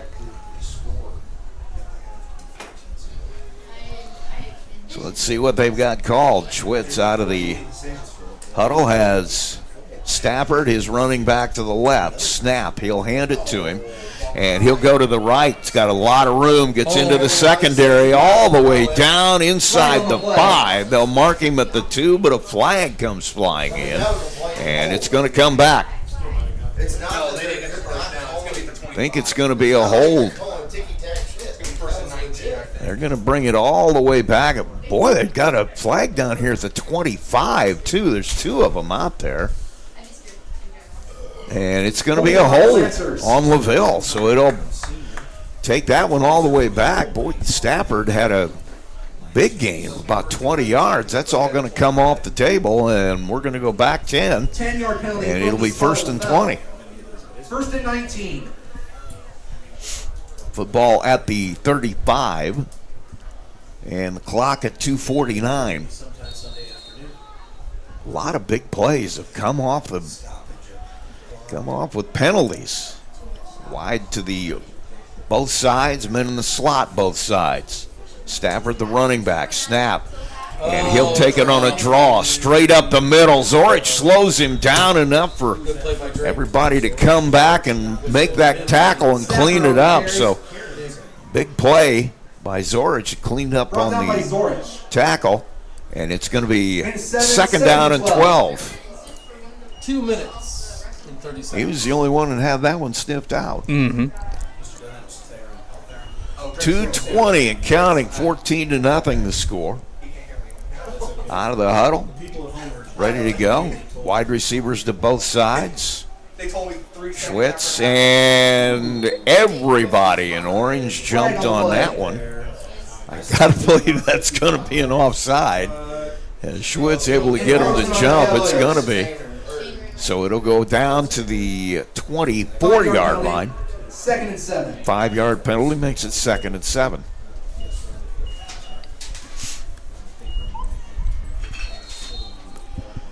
Schwitz has him out. Wide receivers to both sides. Running back is Stafford to his left. And once again, Culver jumps again. Everybody. I don't know what he's calling out there, but he's got them jumping. Does he have that Aaron Rodgers hard count? And I don't know. It's got to be something, because he's had everybody jump on that twice. 2nd down and 2. Minute 55, clock running. Wideouts to both sides again. Stafford, the running back, to the left. Snap, this time they get it off. Stafford runs to the right, bouncing off people. Finally tackled by a host of orange jerseys. Zorich, one of them down there. Looks like Carrington also is there, along with number 64, Skylar Greer. Running tempo again, 1st and 10. Football at the 18. Schwitz, snap, hands it off. Stafford goes to the right side again. He'll pick up a few, knocked down near the 10. It'll be 2nd down. Clock running at 1:26. Stafford on the carry, brought down by Zorich. You watch, there'll be a counter play right here for 6. Still running tempo. Wideouts to both sides.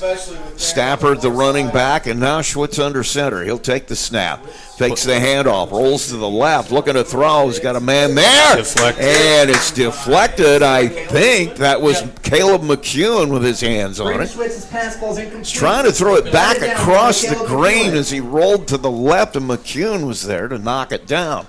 Third down. Clock stops at 1:06 with a third down play now at 8. LaVille will huddle. They lead at 14-0. He's not over there warming up in his little fancy net. They get the ball and start the second half too, though. Schwitz will So maybe they would kick the field. come out with the play. Or they go for it because it's basically a free play. You get the ball back. He's got a wide out to both sides. Stafford, the running back. Snap, hand off. Cole has plenty of room. Following his blockers are going to pull him down, and they're going to give him 6. He was able to blast through a host of tacklers, kept bouncing off finally. Fell forward right over the goal line, and it'll be 6 for LaVille before half, and they lead at 20-0. They will get the football to start the second half as well. And it's going to be Caleb Skiles on to kick the extra point out of the hold of Schwitz. Snap is a little off. Schwitz with a nice catch is able to get it back over, and the kick is away, and it's good. And so it'll be 21-0 now, 57 seconds to play here in the first half. We'll take a quick break. We'll have the kickoff. You're listening to Max 98.3's Game of the Week. Your morning, it deserves more than just coffee. It deserves Big B coffee. From velvety lattes to our famous sweet foam cold brews, every sip is brewed with love, laughter, and a splash of fun. All first responders and veterans receive a free brewed coffee and 20% off their entire order. Students and teachers receive 10% off with a valid school ID. Have the best day ever by stopping in to your family favorite local coffee shop where every cup comes with a smile and every day starts brighter. Stop in today and let's make it a big day. Big B Coffee, have the best day ever, located on Columbus Drive in Plymouth.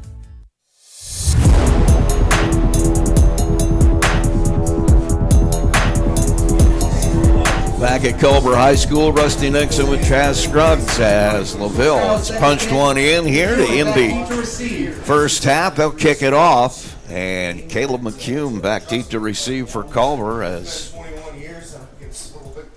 Skiles ready to kick it off. 57 seconds left, and the kick is away. Low line drive, kind of a knuckleball. Caleb McCune picks it up, comes forward, gets to the 30, makes a man miss, gets down to the 35. So nice return from McCune again, gives Culver the football at the 35. We'll see what they can do with 40 seconds, and the clock will stop. 21-0 the score. And McCune will come out. Jonas McCune, the quarterback, ready to go. And it looks like they're just going to kneel it down and go in at halftime with what we got here. Looks like they're lined up in victory formation as John Carr, the running back, is way back. How many? 15? Some clock issues here, Rusty. Yeah, we're having some more clock issues. They're going to move it to 50. So 50 seconds left. And yeah, they're just going to kneel this down. Probably have to do it at least twice. There's the first one. And the clock starts, 43 seconds now. Takes a knee. And they're going to move it back. Be second down now. And they'll just need to take a knee a second time. They're just going to go in and talk it over. Snap is down, and that's going to end the first half. So we have played 24 minutes of football, and we have a 21-0 score. LaVille with the lead. We'll take a break. We come back. We'll have our halftime show. You're listening to Max 98.3's Game of the Week. Culver versus LaVille. Lancers lead this one 21-0. Coke Zero is now Coke Zero Sugar with great Coke taste. Some people were excited to hear the news. Some were skeptical. So we're not going to have the star of the show you're watching come out and say, "You'll love it." No special jingle written by this week's hottest pop star. No famous internet celebs who happen to be holding the label just so. Okay, maybe just one little pour shot. The only thing that will make you believe Coke Zero Sugar has great Coke taste is trying it yourself. Ice cold Coke Zero Sugar. Try one today. When it comes to your money, you want a bank that understands you. At First Federal Savings Bank, we offer more than just a place to deposit your paycheck. We're here for you every step of your journey. Need a loan for that new dream home? We've got you covered. Looking to save for the future? Let's make it happen together. From personal banking to business banking, we offer full-service solutions tailored to your needs, online, in person, or over the phone. No matter where you are, we're with you every step of the way. First Federal Savings Bank, we don't want to be the biggest bank, just the best. Borrowers must meet underwriting guidelines. First Federal Savings Bank is FDIC insured and equal housing lender. NMLS number 399927. Who doesn't like pizza, right? But have you tried the pizza at Bourbon Street Pizza lately?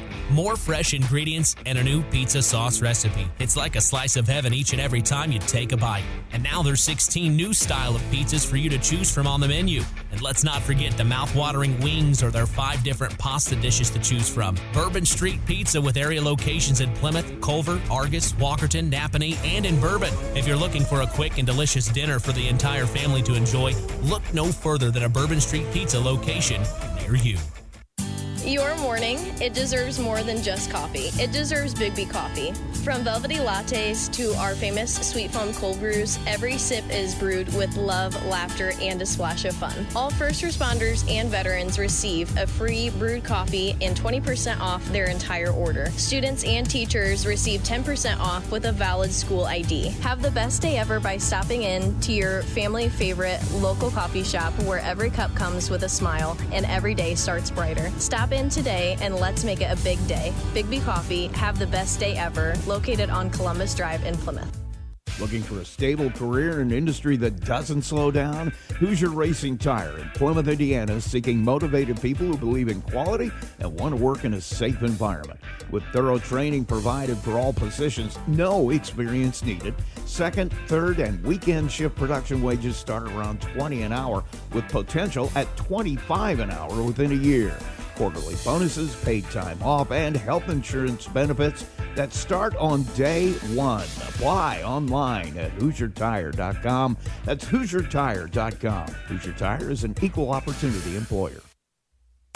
It's the Big B Coffee Halftime Show. We're back at Culver High School. Rusty Nixon with Chad Scruggs. You had for your first time, you had a weird first half. That was there was a lot of strange things going on. Clocks, flags, the whole 9 yards. I didn't know what to expect, and I still don't. That was only one half. It was one of those nights for the offense for Culver. I mean, their defense has played extremely well. It certainly has.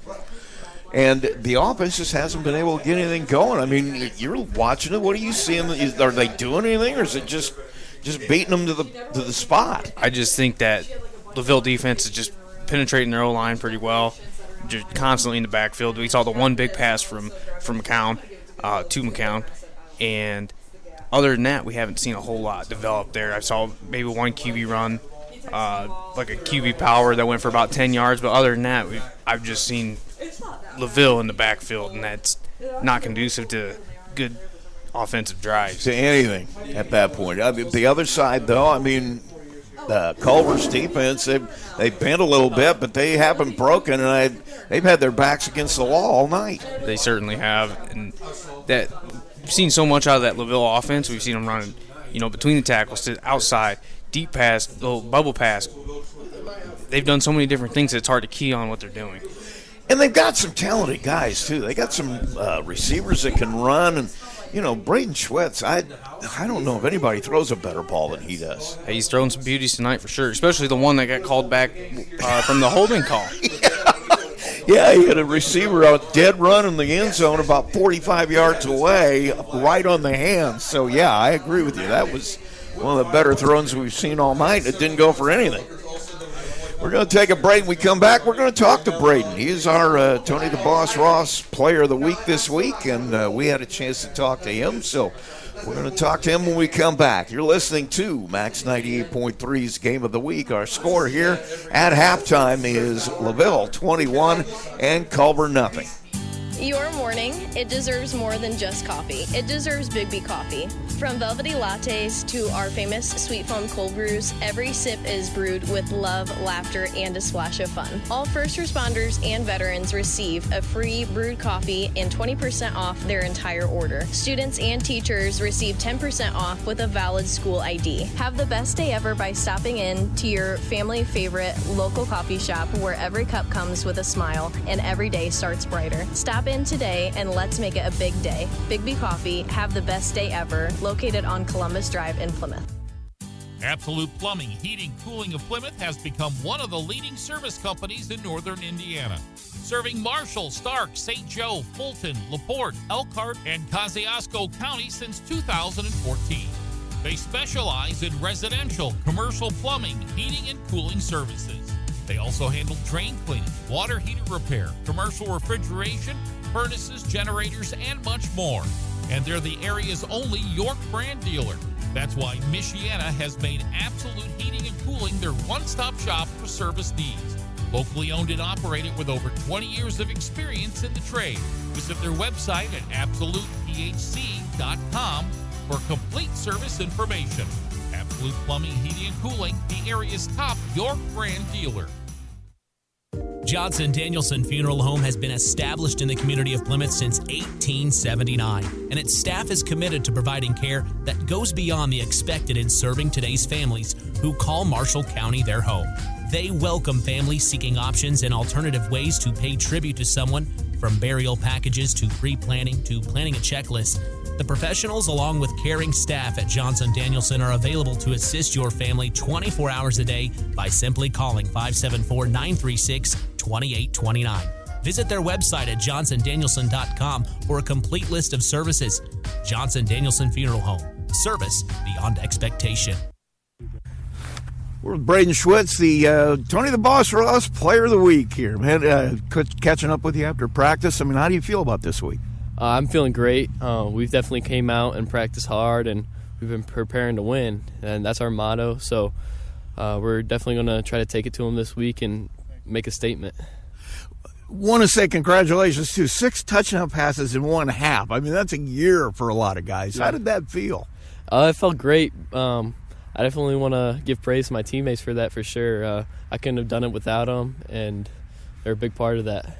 I figured you'd want to do that. So let's talk about it. And every quarterback, the guys up front or the guys. Yeah. I mean, talk about your guys up there. They're really hard workers. They've put in tons of work this year, and they definitely proved that they can compete with anyone, and they aren't just the average O-line. They're out there to put some hardware in the case, and that's what we're here for. Your receivers, too. I mean, the guys got to catch the ball. Yeah, for sure. They do great at what they do. Great routes, really fast, and great hands. I couldn't do it without them. Talk about your offense a little bit. I know that when your coach and I have talked here over the course of the year, running game's been kind of iffy at times. I mean, how do you feel about where you're at? I definitely feel more confident in our running game. I've started to carry the ball a little bit more, and Cole's definitely he's learned and picked it up, and I think we could be dominant in the pass game or the run game now. It's the funny thing. When I saw you play the first time, I mean, you were a pass-first guy. I mean, That was what you're looking for, is to distribute that ball. But, I mean, it seems like you've gotten used to, hey, maybe I can do something with the legs too. Yeah, I changed that about week 4. I started running the ball more, and I'm definitely not going to give that up. I enjoy it. Talk about contact. I mean, a lot of quarterbacks know you don't seem like you shy away from any of that. No, I like contact. I like going up and hitting someone, especially as a quarterback. I think it makes a statement. Show no weakness. You're a 3-sport athlete, right? 2-sport now, yeah. I've seen you play baseball, dude. Yeah. Okay, you're a heck of a baseball player. Yeah, I appreciate that. I put in a lot of work for that too. It's been a fun ride, and I actually just committed to a college Friday. We'll talk about that in just a second, but I mean, I'm going to put you on the spot here. Yeah. Football or baseball? What's your favorite? Depends on the season. Right now it's football for sure. I've seen you throw, man. You can do. Talk about your college choice. So I decided to go to Kankakee Community College. I think that going there, I'm going to put some work in, and I want to make a statement and go somewhere where I can do big things. Very familiar with them. I coached at Ancilla for a while, so I know that's one of the better programs in the country. How did they find you, or did you find them? So my uncle went there in 2012, and he I think he went to the national championship, JUCO national championship with them, and it just like it's kind of like a home. It's a second home now. I love the coach, and he kind of just made it like perfect for me. They've really got a great program too, man. I think you're going to have a good time. Yeah, I really hope so. Talk about the rest of this year in football, though. I mean, your ride is far from over. I mean, let's just talk about Friday first. You know Culver's going to be tough. Yeah, they're going to be tough for sure. I know they're going to come out and want to beat us. They play really well in the playoffs. Nobody wants to hang it up now. I mean, who would? So after that, though, it's going to get even tougher. I mean, Judson. Right. Not a lot of people think we can beat them, and I think that it's like our chance. And once we beat them, I think we're going to have enough confidence to make a good run. Talk about yourself a little bit. What's your mom and dad's names? Do you have any brothers and sisters? My mom's name is Ashley. My dad's name is Ryan. I have 3 brothers. One's a freshman on the football team. His name's Colton. Another brother who's in 7th grade who plays football, and another brother who's in 6th grade who plays football as well. I mean, we all play 3 sports, so... No competition there at home, probably. Oh, there's definitely a lot of competition. Which one of you is better? I mean, the younger brothers are always going to say they're better than you, but what do you think? Oh, I'm not. There's no way I give them credit. I'm definitely better. How about school? What's your favorite class? My favorite class is definitely history class. Oh, good. Yeah. I love history, and I love learning about like the past of the world. I mean, history major. You're preaching to the choir, man. I love it too. What's your favorite period in history? I'd definitely say like around when the Constitution was founded. It's just, I don't know. I really have a love for that. It's really interesting to me. American history is your thing, then? Yeah, for sure. As you go on, I mean, obviously you're going to play baseball when you get to college. What do you want to do after college? You got a career in mind? So I'm going to college. I'm going to get a business major, and then I'm going to get a associate's degree in athletic management, and I want to be athletic director at some point. So that's kind of like my goal for the future. Kind of like Will, he's like inspired me to be an athletic director. I just love what he does. You spend any time with Will? Yeah, I do. Actually, I'm an intern for him for 2 classes. So I'm sorry about that. No, I enjoy it. No, he's one of the greatest guys I've been around too. Yeah. You could do a lot worse than him. Yeah, that's for sure. Well, man, congratulations and good luck to you, and thanks for spending some time with us. Thank you. Your morning, it deserves more than just coffee. It deserves Big B coffee. From velvety lattes to our famous sweet foam cold brews, every sip is brewed with love, laughter, and a splash of fun. All first responders and veterans receive a free brewed coffee and 20% off their entire order. Students and teachers receive 10% off with a valid school ID. Have the best day ever by stopping in to your family favorite local coffee shop where every cup comes with a smile and every day starts brighter. Stop in today and let's make it a big day. Big B Coffee, have the best day ever, located on Columbus Drive in Plymouth. Johnson Danielson Funeral Home has been established in the community of Plymouth since 1879, and its staff is committed to providing care that goes beyond the expected in serving today's families who call Marshall County their home. They welcome families seeking options and alternative ways to pay tribute to someone, from burial packages to pre-planning to planning a checklist. The professionals, along with caring staff at Johnson Danielson, are available to assist your family 24 hours a day by simply calling 574-936-2829. Visit their website at johnsondanielson.com for a complete list of services. Johnson Danielson Funeral Home. Service beyond expectation.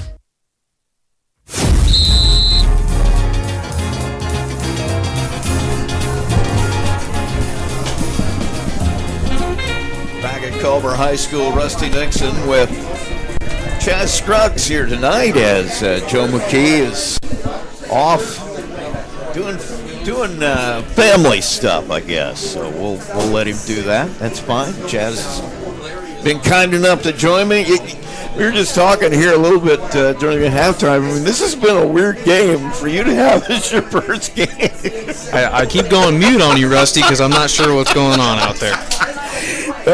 You'll learn as you go on. I never know what's going on out there. I'm just making it up as I go along. We've had a lot of picked up flags, a lot of flags that weren't flags that were flags, a lot of time issues. I mean, it's just been a weird game. I have been notified that the play clocks are in working condition again. Oh, okay. Well, that's good. So we are going to have the play clocks back. Let's take a look at some of the other scores around, and I'm telling you, this one just changed as we're sitting here. Calumet is now ahead of Glenn, 12-7 in the second quarter. That was 7-6 just a moment ago. Don't have a score from Bremen and Whiting yet. You had a score from Plymouth. Oh yeah, according to my sources, the Rockies were leading 30-7 at School Field. And Triton as well, leading 30-7 at halftime over Southern Wells. That over in Triton. We already heard the Plymouth score. Game coming up here. Well, this is going to be interesting for Plymouth listeners. Mishawaka ahead of Northwood 21-0. The winner of the Plymouth game is going to play the winner of this one. And if it's Mishawaka, that game will be at Mishawaka. If it is Northwood, that game will be at Plymouth. Wawasee over Northridge right now, 13-7. Knox is behind in the second quarter, 21-20. Jimtown with the lead there. That could be interesting as that goes on. Somehow I feel like somewhere along the line. I think they need to hit refresh on them. I'm going to say somewhere along the line, I think that Knox will have something to say about that before it's over with. And then another game that's important to the folks here, the winner of this game will play the winner of North Judson and South Central. That one, the last score we had was in the first quarter. It was 6-0. You want to hear that one, you can turn over to our sister station, WKBI. They're carrying that game, South Central and North Judson. So that's a quick rundown of some of the other scores around the area. We're getting ready to kick off here. If you're in the locker room at halftime and you're Culver, what are you telling your offensive guys? Because that's got to be where you make your adjustments. I would say that, the defense has kept us in this game, and we need to get something going here. Or our season's over. Yeah, well, there you go. You're going to be bringing your stuff back. And LaVille, on the other hand, though, they've shot themselves in the foot a bunch. They got to, I would imagine they're talking about themselves. So we'll see what adjustments they have made. We're going to take a break. When we come back, we'll have the second half kickoff. Right now, halftime, it is 21-0. LaVille with the lead over Culver, and we'll be right back. Has become one of the leading service companies in northern Indiana, serving Marshall, Stark, St. Joe, Fulton, LaPorte, Elkhart, and Kosciuszko County since 2014. They specialize in residential, commercial plumbing, heating, and cooling services. They also handle drain cleaning, water heater repair, commercial refrigeration, furnaces, generators, and much more. And they're the area's only York brand dealer. That's why Michiana has made Absolute Heating and Cooling their one-stop shop for service needs. Locally owned and operated with over 20 years of experience in the trade. Visit their website at AbsolutePHC.com for complete service information. Absolute Plumbing, Heating, and Cooling, the area's top York brand dealer.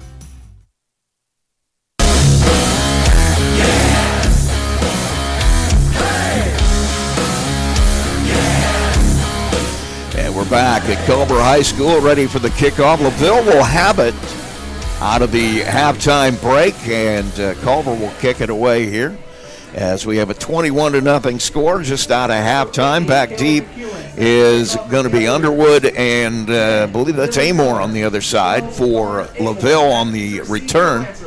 And kicking it off will be Caleb McEwen to start the second half. I got to learn to stop stepping on my stuff. Kick is away. It's an onside kick, and it's going to work to perfection. Caleb McEwen with a perfect kick. Kicked it off one of the up men, Keenan Richard, and kicked it off his leg and came up with it himself. And now he gets up off the bottom of that pile a little bit gimpy, so he'll go back into the huddle. Hope he's okay. He's a big part of that offense. And now it'll be 1st and 10 for Culver out of the halftime break. So a roll of the dice here by Austin Faust, and why not? Were you expecting that, Rusty? I kind of wasn't, no, but he's been known to do a thing like that every now and then. So I think they did that last week at one point. So now Culver has it. McCune will have John Carr as running back, wide out to the right side, high snap, jet sweep. Going to come the other way. Caleb McCune going to fight his way. Stafford will drag him to the ground, but not until he picks up about 7. I really like to start for these Culver Cavaliers here. Come out with a surprise onside and then a little jet sweep reverse.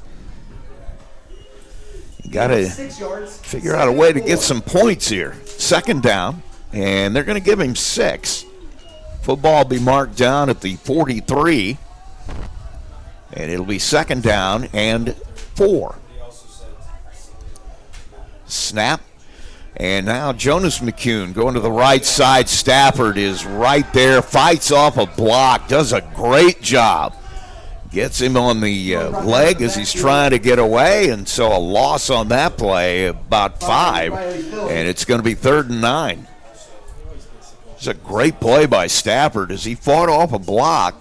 He was engaged and was on the ground and figured out a way to get it done. 3rd down and 9, football at the 49. Wideouts to both sides, men in the slot to both sides. LaVille showing blitz. Jonas McCune going to back out and maybe change the play. Snap, rolls to the right. Looking for somewhere to go. He's got his brother out there, but he's going to tuck it down and run it himself. He's going to get all the way down. Let's see where they mark him out of bounds. I think he's got a 1st down out there.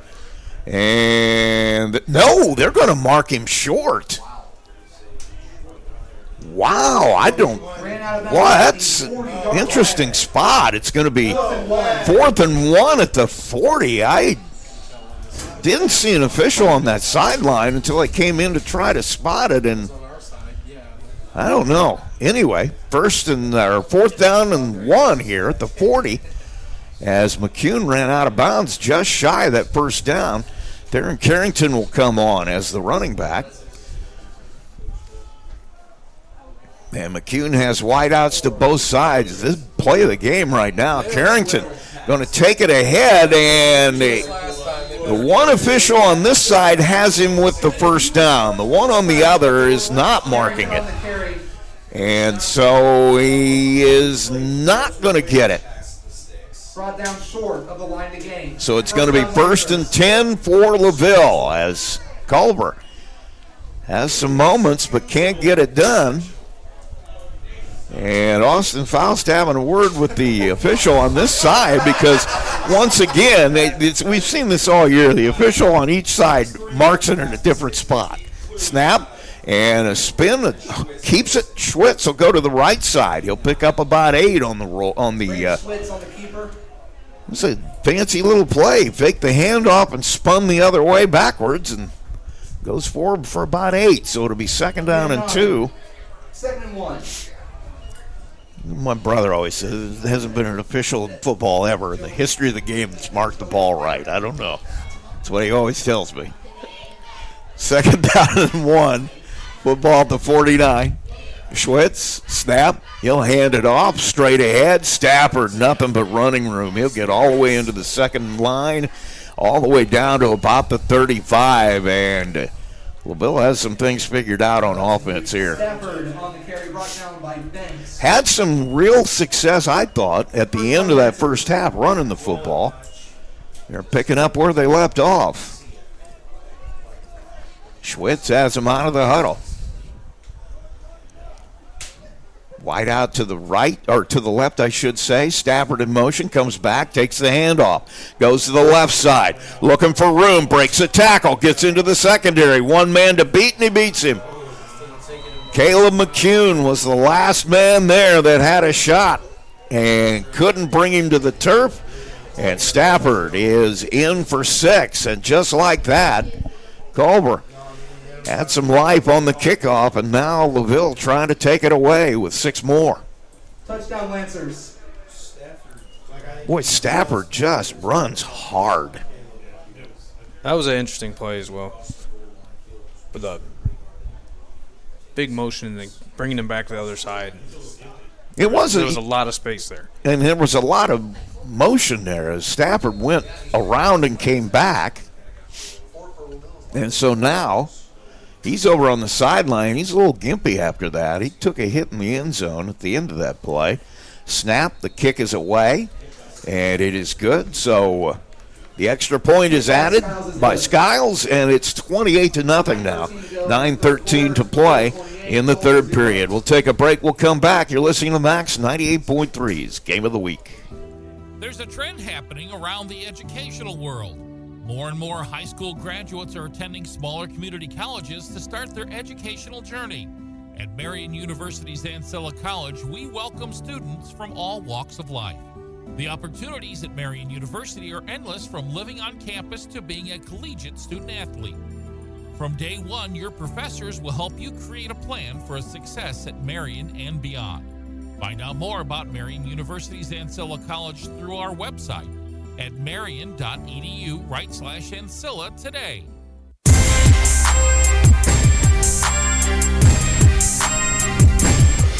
Back at Culver High School, Rusty Nixon with Chaz Scruggs as we head to kick off here after a LaVille score. They now lead it 28-0. Caleb McEwen back to receive, and Caleb Skiles to kick it off. It's a low-line drive right down the middle of the field. McEwen will pick it up on the first stop, brings it forward. He's at the 25. He gets... Looks like the ball's on the ground, Rusty. Yeah, it is. And LaVille's recovered. Has the ball stripped, and LaVille will take it over. It's Caleb McEwen not happy with himself. Lost that football as he was brought to the turf, and so it'll be 1st and 10 LaVille. And just like that, the momentum they had after that onside kick has just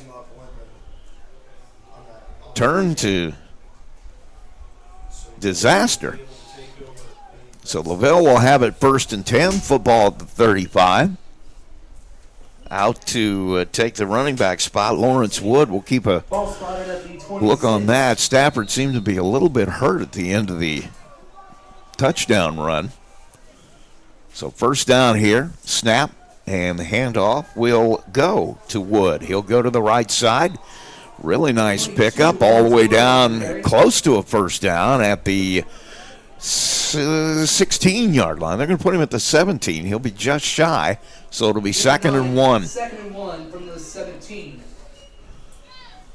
This would be a big score for LaVille, as it really takes a lot of the wind out of the sails of the Culver Cavs. There's an official's timeout here. I'm not sure what this is about.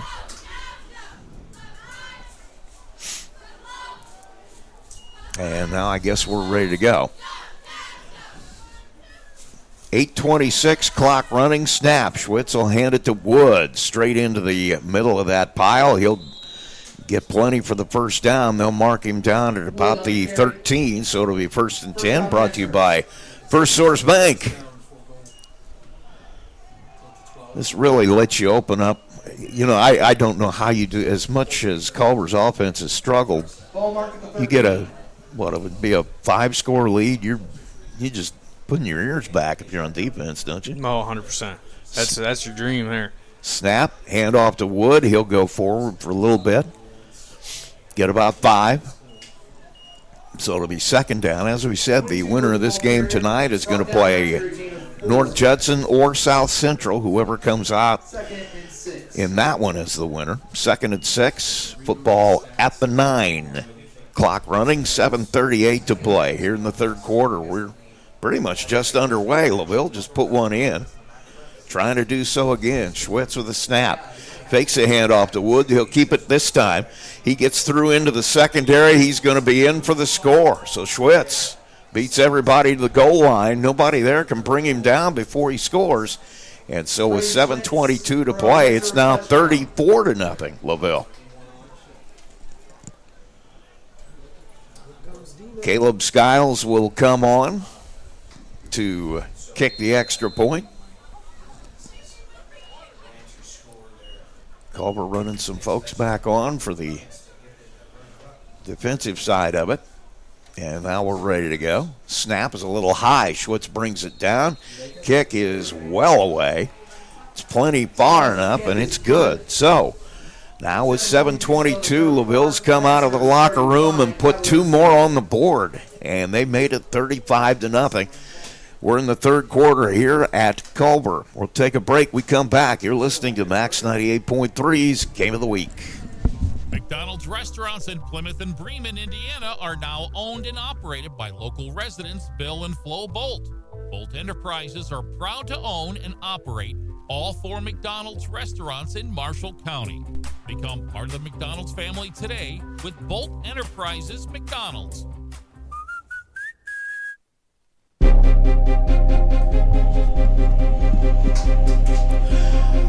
Back at Culver High School, Rusty Nixon along with Chaz Scruggs tonight as Joe McKee is off on family business, whatever that might be.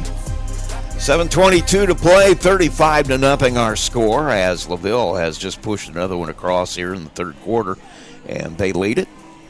Caleb Skiles will kick it off, and Caleb McCune will receive it. And we'll see what they decide to do with this as LaVille is starting to stretch out this lead. And this gives you, it just makes everything so much easier when you have a big lead like this. High kick. McCune will pick it up on the short hop. Comes forward to about the 30. And so Culver will have it 1st and 10. You know, there are just so many things that get limited in this point. And you're an old defensive player. You got a lead like this, and your defense is in the driver's seat now. Oh, 100%. That's when you're thinking it's sack time. Yeah. Well, yeah, especially if you're on that front line. Oh, yeah. Because you know they're going to have to throw the football. 1st and 10, football at the 28. Jonas McCune, the quarterback. Wideouts to both sides, man in the slot on the right. They don't throw it. They move it right ahead. Carr gets hit at the line of scrimmage, maybe a yard. It'll be 2nd down and 9. Clock running at 6:28. You just haven't been able to find anything to work consistently offensively. I mean, a lot of that has to do with the LaVille defense, who's had a great night. You said it at halftime. They've had guys in the backfield all night long. 2nd down and 9. Football at the 30. McCune trying to make him jump. Now he's going to back off and get a play adjustment from the sideline. Snap. Looking to throw now. He'll throw it over the middle. And he's got his receiver there. That is Scotty Banks. He'll be close to a 1st down. It's going to depend on the spot. I think they're going to give it to him, and it's going to be. 1st down brought to you by First Source Bank. They'll put it down at the 39, 1st and 10 for Culver. Still got life, still fighting. And that one changed the whole momentum of the game. 5:28, clock running. McCune comes back in with a play. 35-0 our score. LaVille out in front. Wideouts to both sides. Running back is Carr to the left of McCune. Snap. Fakes a handoff, tries to throw it, and boy, almost an did somebody catch that down there? Almost an amazing play there by the lineman, 55, for LaVille. He had a man on his arm and almost intercepted that with the other hand. That was Philly. What a great play by him as he at least knocked it down, but he had his man on one arm and he had the ball in the other, or hit him in the hand in the other. Couldn't bring in the one-handed catch, but what a play by Philly. Wideouts to both sides, handoff. Carr, Philly again. He's just standing there. You're not coming through here. Philly with another great play. He and Braden Foster have had a great night on that defensive side. That defensive front has been Loss of 5. really good. 15. So 3rd and 15 now for LaVille. Every time they get a good play, they have 2 bad ones. It's been just that kind of a night. 3:57 left to go in the third quarter. Out of the huddle. McCune has the running back Carr to his left. Wideouts to both sides. Snap. Hands it to Carr. He'll go up the middle. Threading his way through. He'll get about 5 back. Down close to the 40. And it'll be 4th and 10. And Culver will punt it again. This has been another adventure. Every time Culver has to punt the ball, that punt team has struggled a bit. So Jonas McCune back to kick it away. He's standing at about the 25. Snap is good. He'll kick it. Gets it a low line drive, and it's going to push the receiver back there, Miller, back. He'll bring it forward. He gets to the 40, the 50, and run out of bounds at midfield. So not a bad kick, but a better return. 25 yards on the return on a 35-yard kick. So it'll be 1st and 10 for LaVille at the 49-yard line. And that Culver defense back out there again. 49. 1st and 10 Lancers. You know, people are going to look at the score and not realize how well they have played. They have been in with their backs to the wall all night long. About every bad situation you can be in. As a defensive player, they've had it rough. Snap, hand off to Woods, straight ahead. Got a little bit of room, gets stacked up there by several guys in the middle. Looked like Scotty Banks was the first one there. And it'll be 2nd down and 8. Brought down by Scotty Banks. Football, actually, let's call it 2nd and 9. It's really only about a yard. Football at the 49. Clock running at 1:57 now. And if you're LaVille, the clock is definitely your friend. No hurry here. Man in motion. Snap. Menace was the man in motion now. And we've got a flag in the backfield. Toss out there. It's like, didn't look like Wood was where Schwitz thought he was going to be. I think we're going to get a holding call, though. Yes, we are. It's going to be holding against LaVille. That has been their problem all night, is shooting themselves in the foot with penalties. That's been about the only thing that slowed them down. So they'll take it all the way back to the 42 of LaVille. And it'll be 2nd and 19.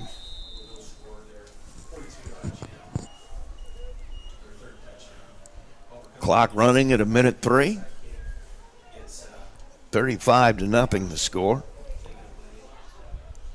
Schwitz ready to go, man in motion.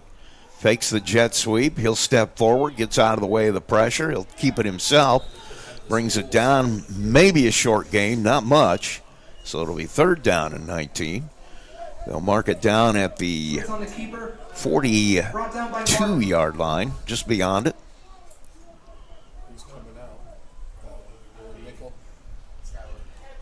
So probably a throwing down here, or maybe not. I mean, you got 25 seconds left in the quarter. You're probably going to let it go. And that's what I think is going to happen. They're not going to run another play here. They don't have to. So they won't. That's going to end the 3rd quarter. So we will head to the 4th quarter here. And our score is 35-0. We'll take a break. We'll be right back. You're listening to Max 98.3's Game of the Week. MCF got its start in 2018 with one goal: bring fast, reliable fiber internet to Marshall County. Today, we offer lightning-fast speeds, equal upload and download with no contracts and no install fees. Whether you're working from home or streaming all night, Marshall County Fiber keeps you connected. We might be the new kid on the block, but we're growing fast, just like our internet. Visit marshallfiber.com or call 574-223-2191. MCF, making rural connections possible. In a world where there's so many ways to get your news, stay connected by finding out information about your school, local news, along with sports and current events. With a subscription to the Pilot News, they bring you everything you need to know right at your fingertips or on your doorstep. Call Circulation today and ask for their monthly special. Call 574-936-3101 today. Pilot News, Marshall County's news source since 1851. Back at Culver High School, Rusty Nixon with Chaz Scruggs as we head to the fourth quarter. It is third down. Actually, looks like they're going to put 6 seconds back on the clock. Is that what we're doing here? Snap, and back to throw is Schwitz. He'll roll to the right, nowhere to go, pulls it down. He'll get all the way back across midfield at the 48. So apparently they called timeout before the clock ran down. We came back with 6.5 seconds on the clock. And so now I think we officially go to a quarter break. So we'll take another short break. I don't know what's going on either. I think it's time for you and me to just kind of, I don't know. It's been a long night. We'll be right back.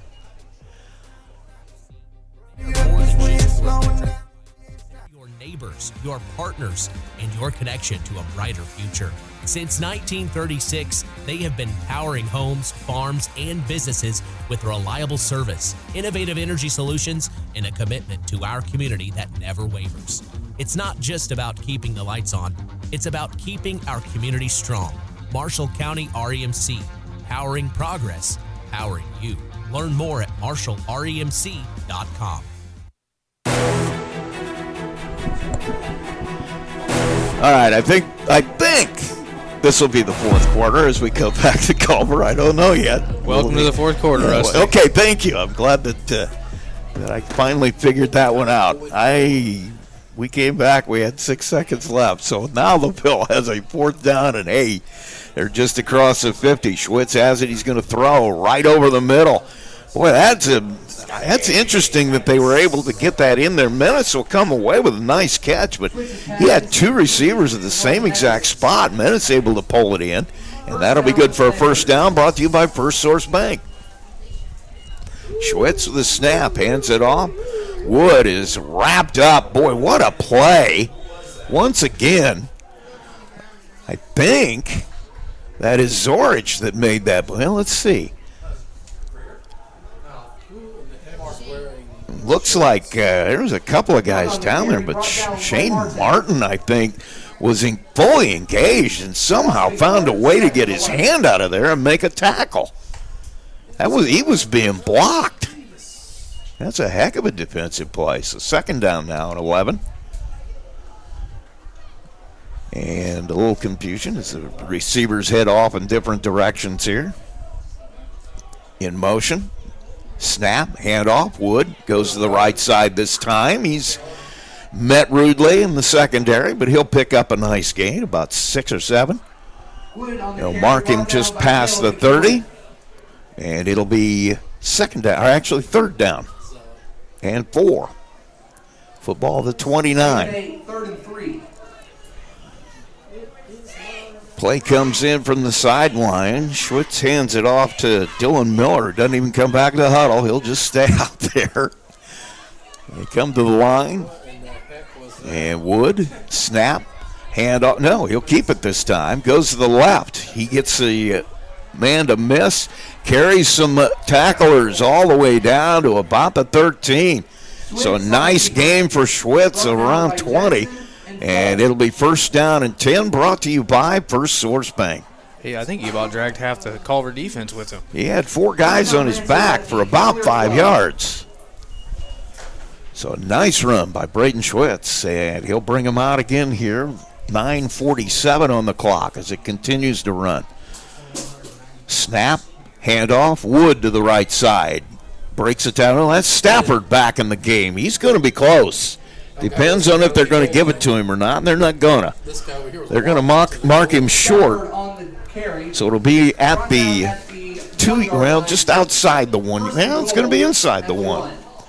Just short of the goal line. So Stafford back on the field here for the first time in a while. He'll go to the sideline again as they bring in another offensive lineman, I believe. Actually, they've got Cade Hernandez as the running back. They're going to hand it to him, and he fumbled it into the end zone.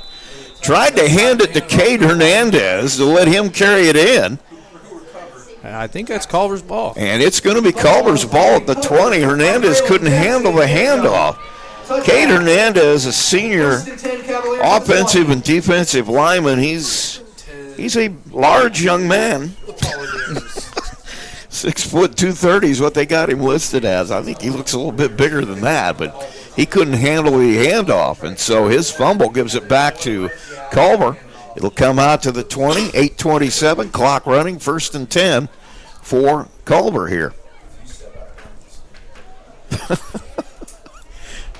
I think he even has the Fridge's number, if I'm not mistaken.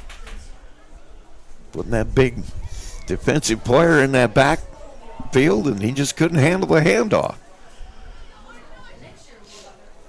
So McCune has him out. He'll take the snap. He'll pitch it over. That's going to be Carr. He's going to get buried. Gang tackle out there by LaVille. Hernandez was out there, but it was Menace that was the leader on that. And Connor Amore as well. Loss of a yard, 2nd and 11. 2nd down and 11. 7:38, clock running, 35-0. LaVille lead here. Looks like, well, there they got it fixed. Had some equipment issues down here. Wideouts to both sides. Man in the slot on the right. McCune hands it off forward before the snap. We have flags flying. And I think it's going to be illegal procedures. False start against Culver. It'll send it back 5 more. 2nd down, I think it's going to be 16 at this point. 2nd and 16. Clock at 7 minutes. 35-0, LaVille lead here in round 1 of IHSAA playoff action. Winner here will face the winner of South Central and North Judson. That underway. Last score we had, Judson was leading. Hand off to the left side and driven to the turf after a short gain. I believe that's Carrington.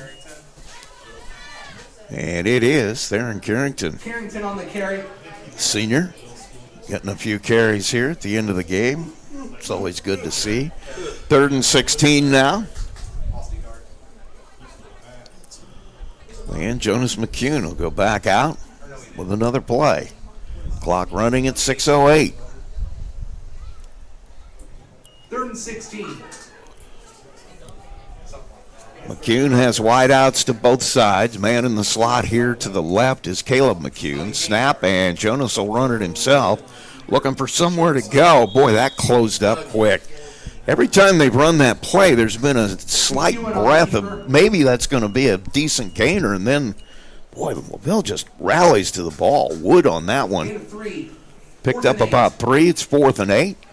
Appears Culver will punt it away. Going back to receive it is Dylan Miller. He's setting himself up right about the 45. McCune sets up to punt it away at about the 10. Snap is a good one.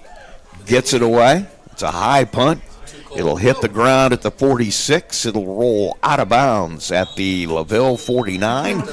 And the Lancers will take it over there. 1st and 10. 1st and 10 Lancers. At the 49. 35-0, they lead it. 4:55 on the clock. That's because he has a big mouth. He doesn't know when to stop using it. It appears LaVille will come away with the win here. In round 1 of sectional action. That would possibly set up a rematch with North Judson. It was a team they played last year in sectional. Schwitz has him out there ready. He's got wideouts to both sides, men in the slots on both sides. And he will wait. Now he sends Miller in motion. Snap. Gets it with one hand and then hands it to Miller with one hand on the jet sweep. He'll take it all the way to the other side of the field. That A nice catch by Schwitz on the snap. He caught it with his left hand and then just dropped it right into the hands of Miller that was coming across there to get the handoff. So 2nd and 2. Football at the 44-yard line. Wideouts to both sides again. Clock running. 3:40 to play in this one. Snap. Handoff goes straight to the left side. There's a change at quarterback now. This is Griffin Smith, the sophomore, taking over. And probably going to see a lot more of the JV guys here on the offense get a few snaps here on a Friday night with a 35-0 lead. LaVille has the ball. 3:20 to play. 6-7 yards to go. Let's see if everybody goes crazy. 3rd down and 1. Football at the 42 now. And Griffin Smith, the quarterback, set up, ready to go. He'll take the snap. He'll hand it to Wood again. And Wood will go to the right side. That's not Wood, though. That's somebody else. I'll try to get him for you. They've been subbing some guys in here. And no, that is Wood. So Wood with the carry is good for the 1st down. So it'll be 1st and 10, brought to you by First Source Bank. 1st down, Lancers at the Cavalier 38. 1st and 10 for LaVille. Football at the 38. They bring the quarterback over there for the... I don't know. They got to be in good shape, man. They're running 40, 50 yards on every play. They go to the sideline, pick it up, and come running back in with it. Smith ready to go. He's got wide outs to both sides. He'll take the snap. He'll hand it to Wood. Wood straight ahead. Makes a man miss. Goes into the secondary. Gets all the way down to about the 25-yard line. That's going to be close, and they're going to give it to him. 1st down, brought to you by First Source Bank, and that's going to bring the rest of the JV offensive linemen out here to finish this one out with 1:56 left and a 35-0 lead.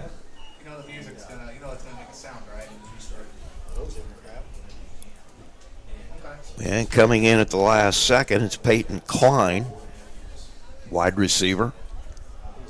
Amore still out there as well, one of the varsity players. Now we're going to have a timeout as they don't have the right guys on the field. And LaVille's going to take a timeout with 1:33.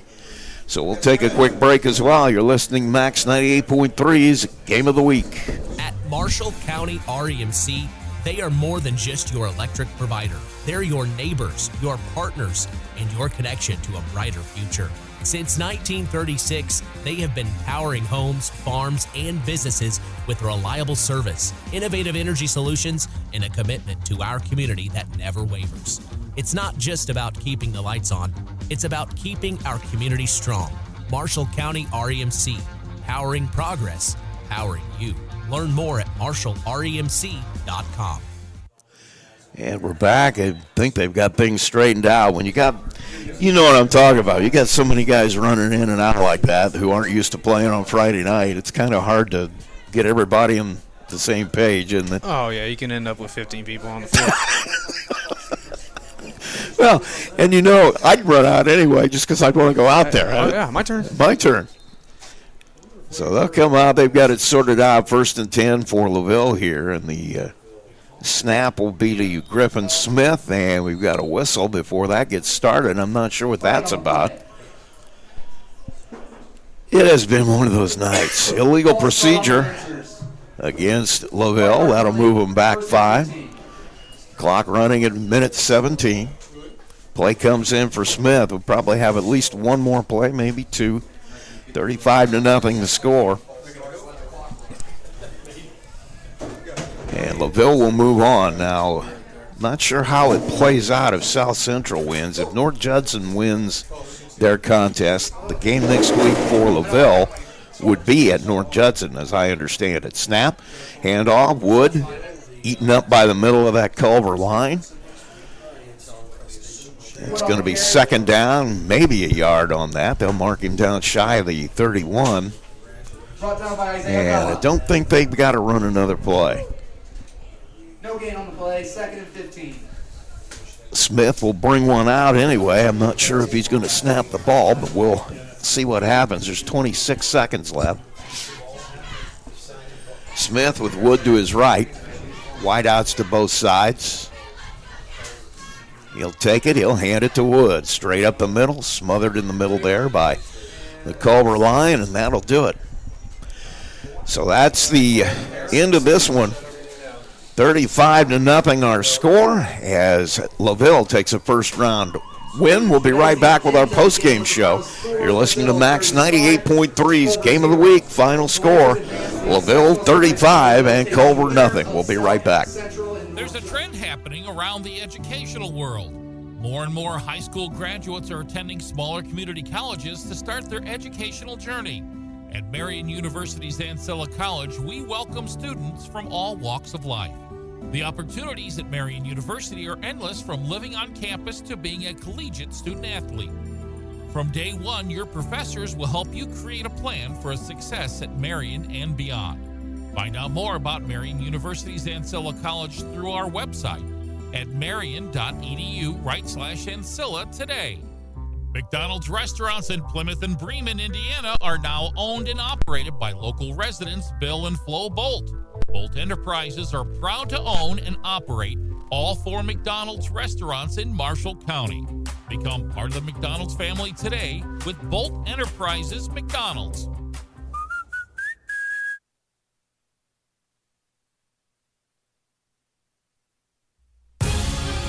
Time now for the post-game, brought to you by McDonald's.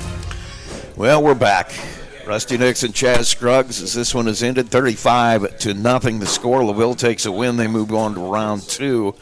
And let's take a quick look at some of the other scores right now. This one is surprising. Second quarter, we have Knox 26, Jimtown 21. Now, that's at Jimtown, but that is... I don't know. I got to feel like McLaughlin's going to get involved with that. Just that could end up with 60 before much longer. He might have missed the bus or something. Yeah, I'm not sure. Yeah, maybe he's just pulling in at halftime or whatever. But it's 26-21. Knox with the lead, but that is kind of surprising. 20-0. Calumet leads Glenn. That one was a halftime score when we got it. Culver Academy in the third quarter. Lebanon leads that one 24-12. Looking for the North Judson score here. If you want to listen to it, it's going on WKBI, but I can't listen to our other station.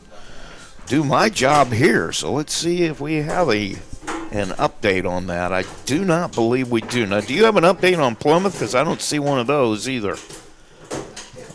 Triton, this has gotten interesting. 39-21 in the third quarter over Southern Wells. That taking place over at Triton tonight. And let's see. North Judson has taken control of that one. The second quarter score we have is 33-6.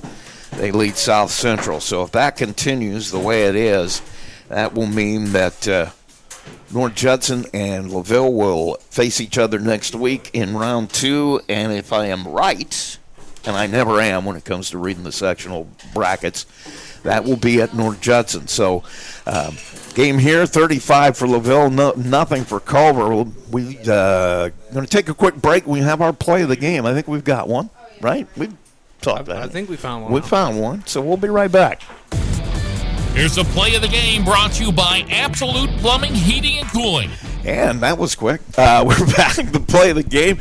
I think, for me, and I think you agree with me, Cole Stafford, that run in the second half that just really kind of put it out of reach on that score that he took. He was about a 35-36 run around the left side, and at that point, I think made it 28-0. Yeah, Rusty, they had a real big orbit motion that went to the right side of the field, and then that kind of shifted the defense to the right, and then the same guy in motion, that Stafford, came back on a counter that other side. A lot of green grass on that left side, and he hit the races. Beat everybody to the end zone. So that is our play of the game. Cole Stafford, a touchdown run early in the third quarter. We'll take a break. We'll have really just one more thing to do. Let's name our player of the game, and I think we've got that too. So hang out.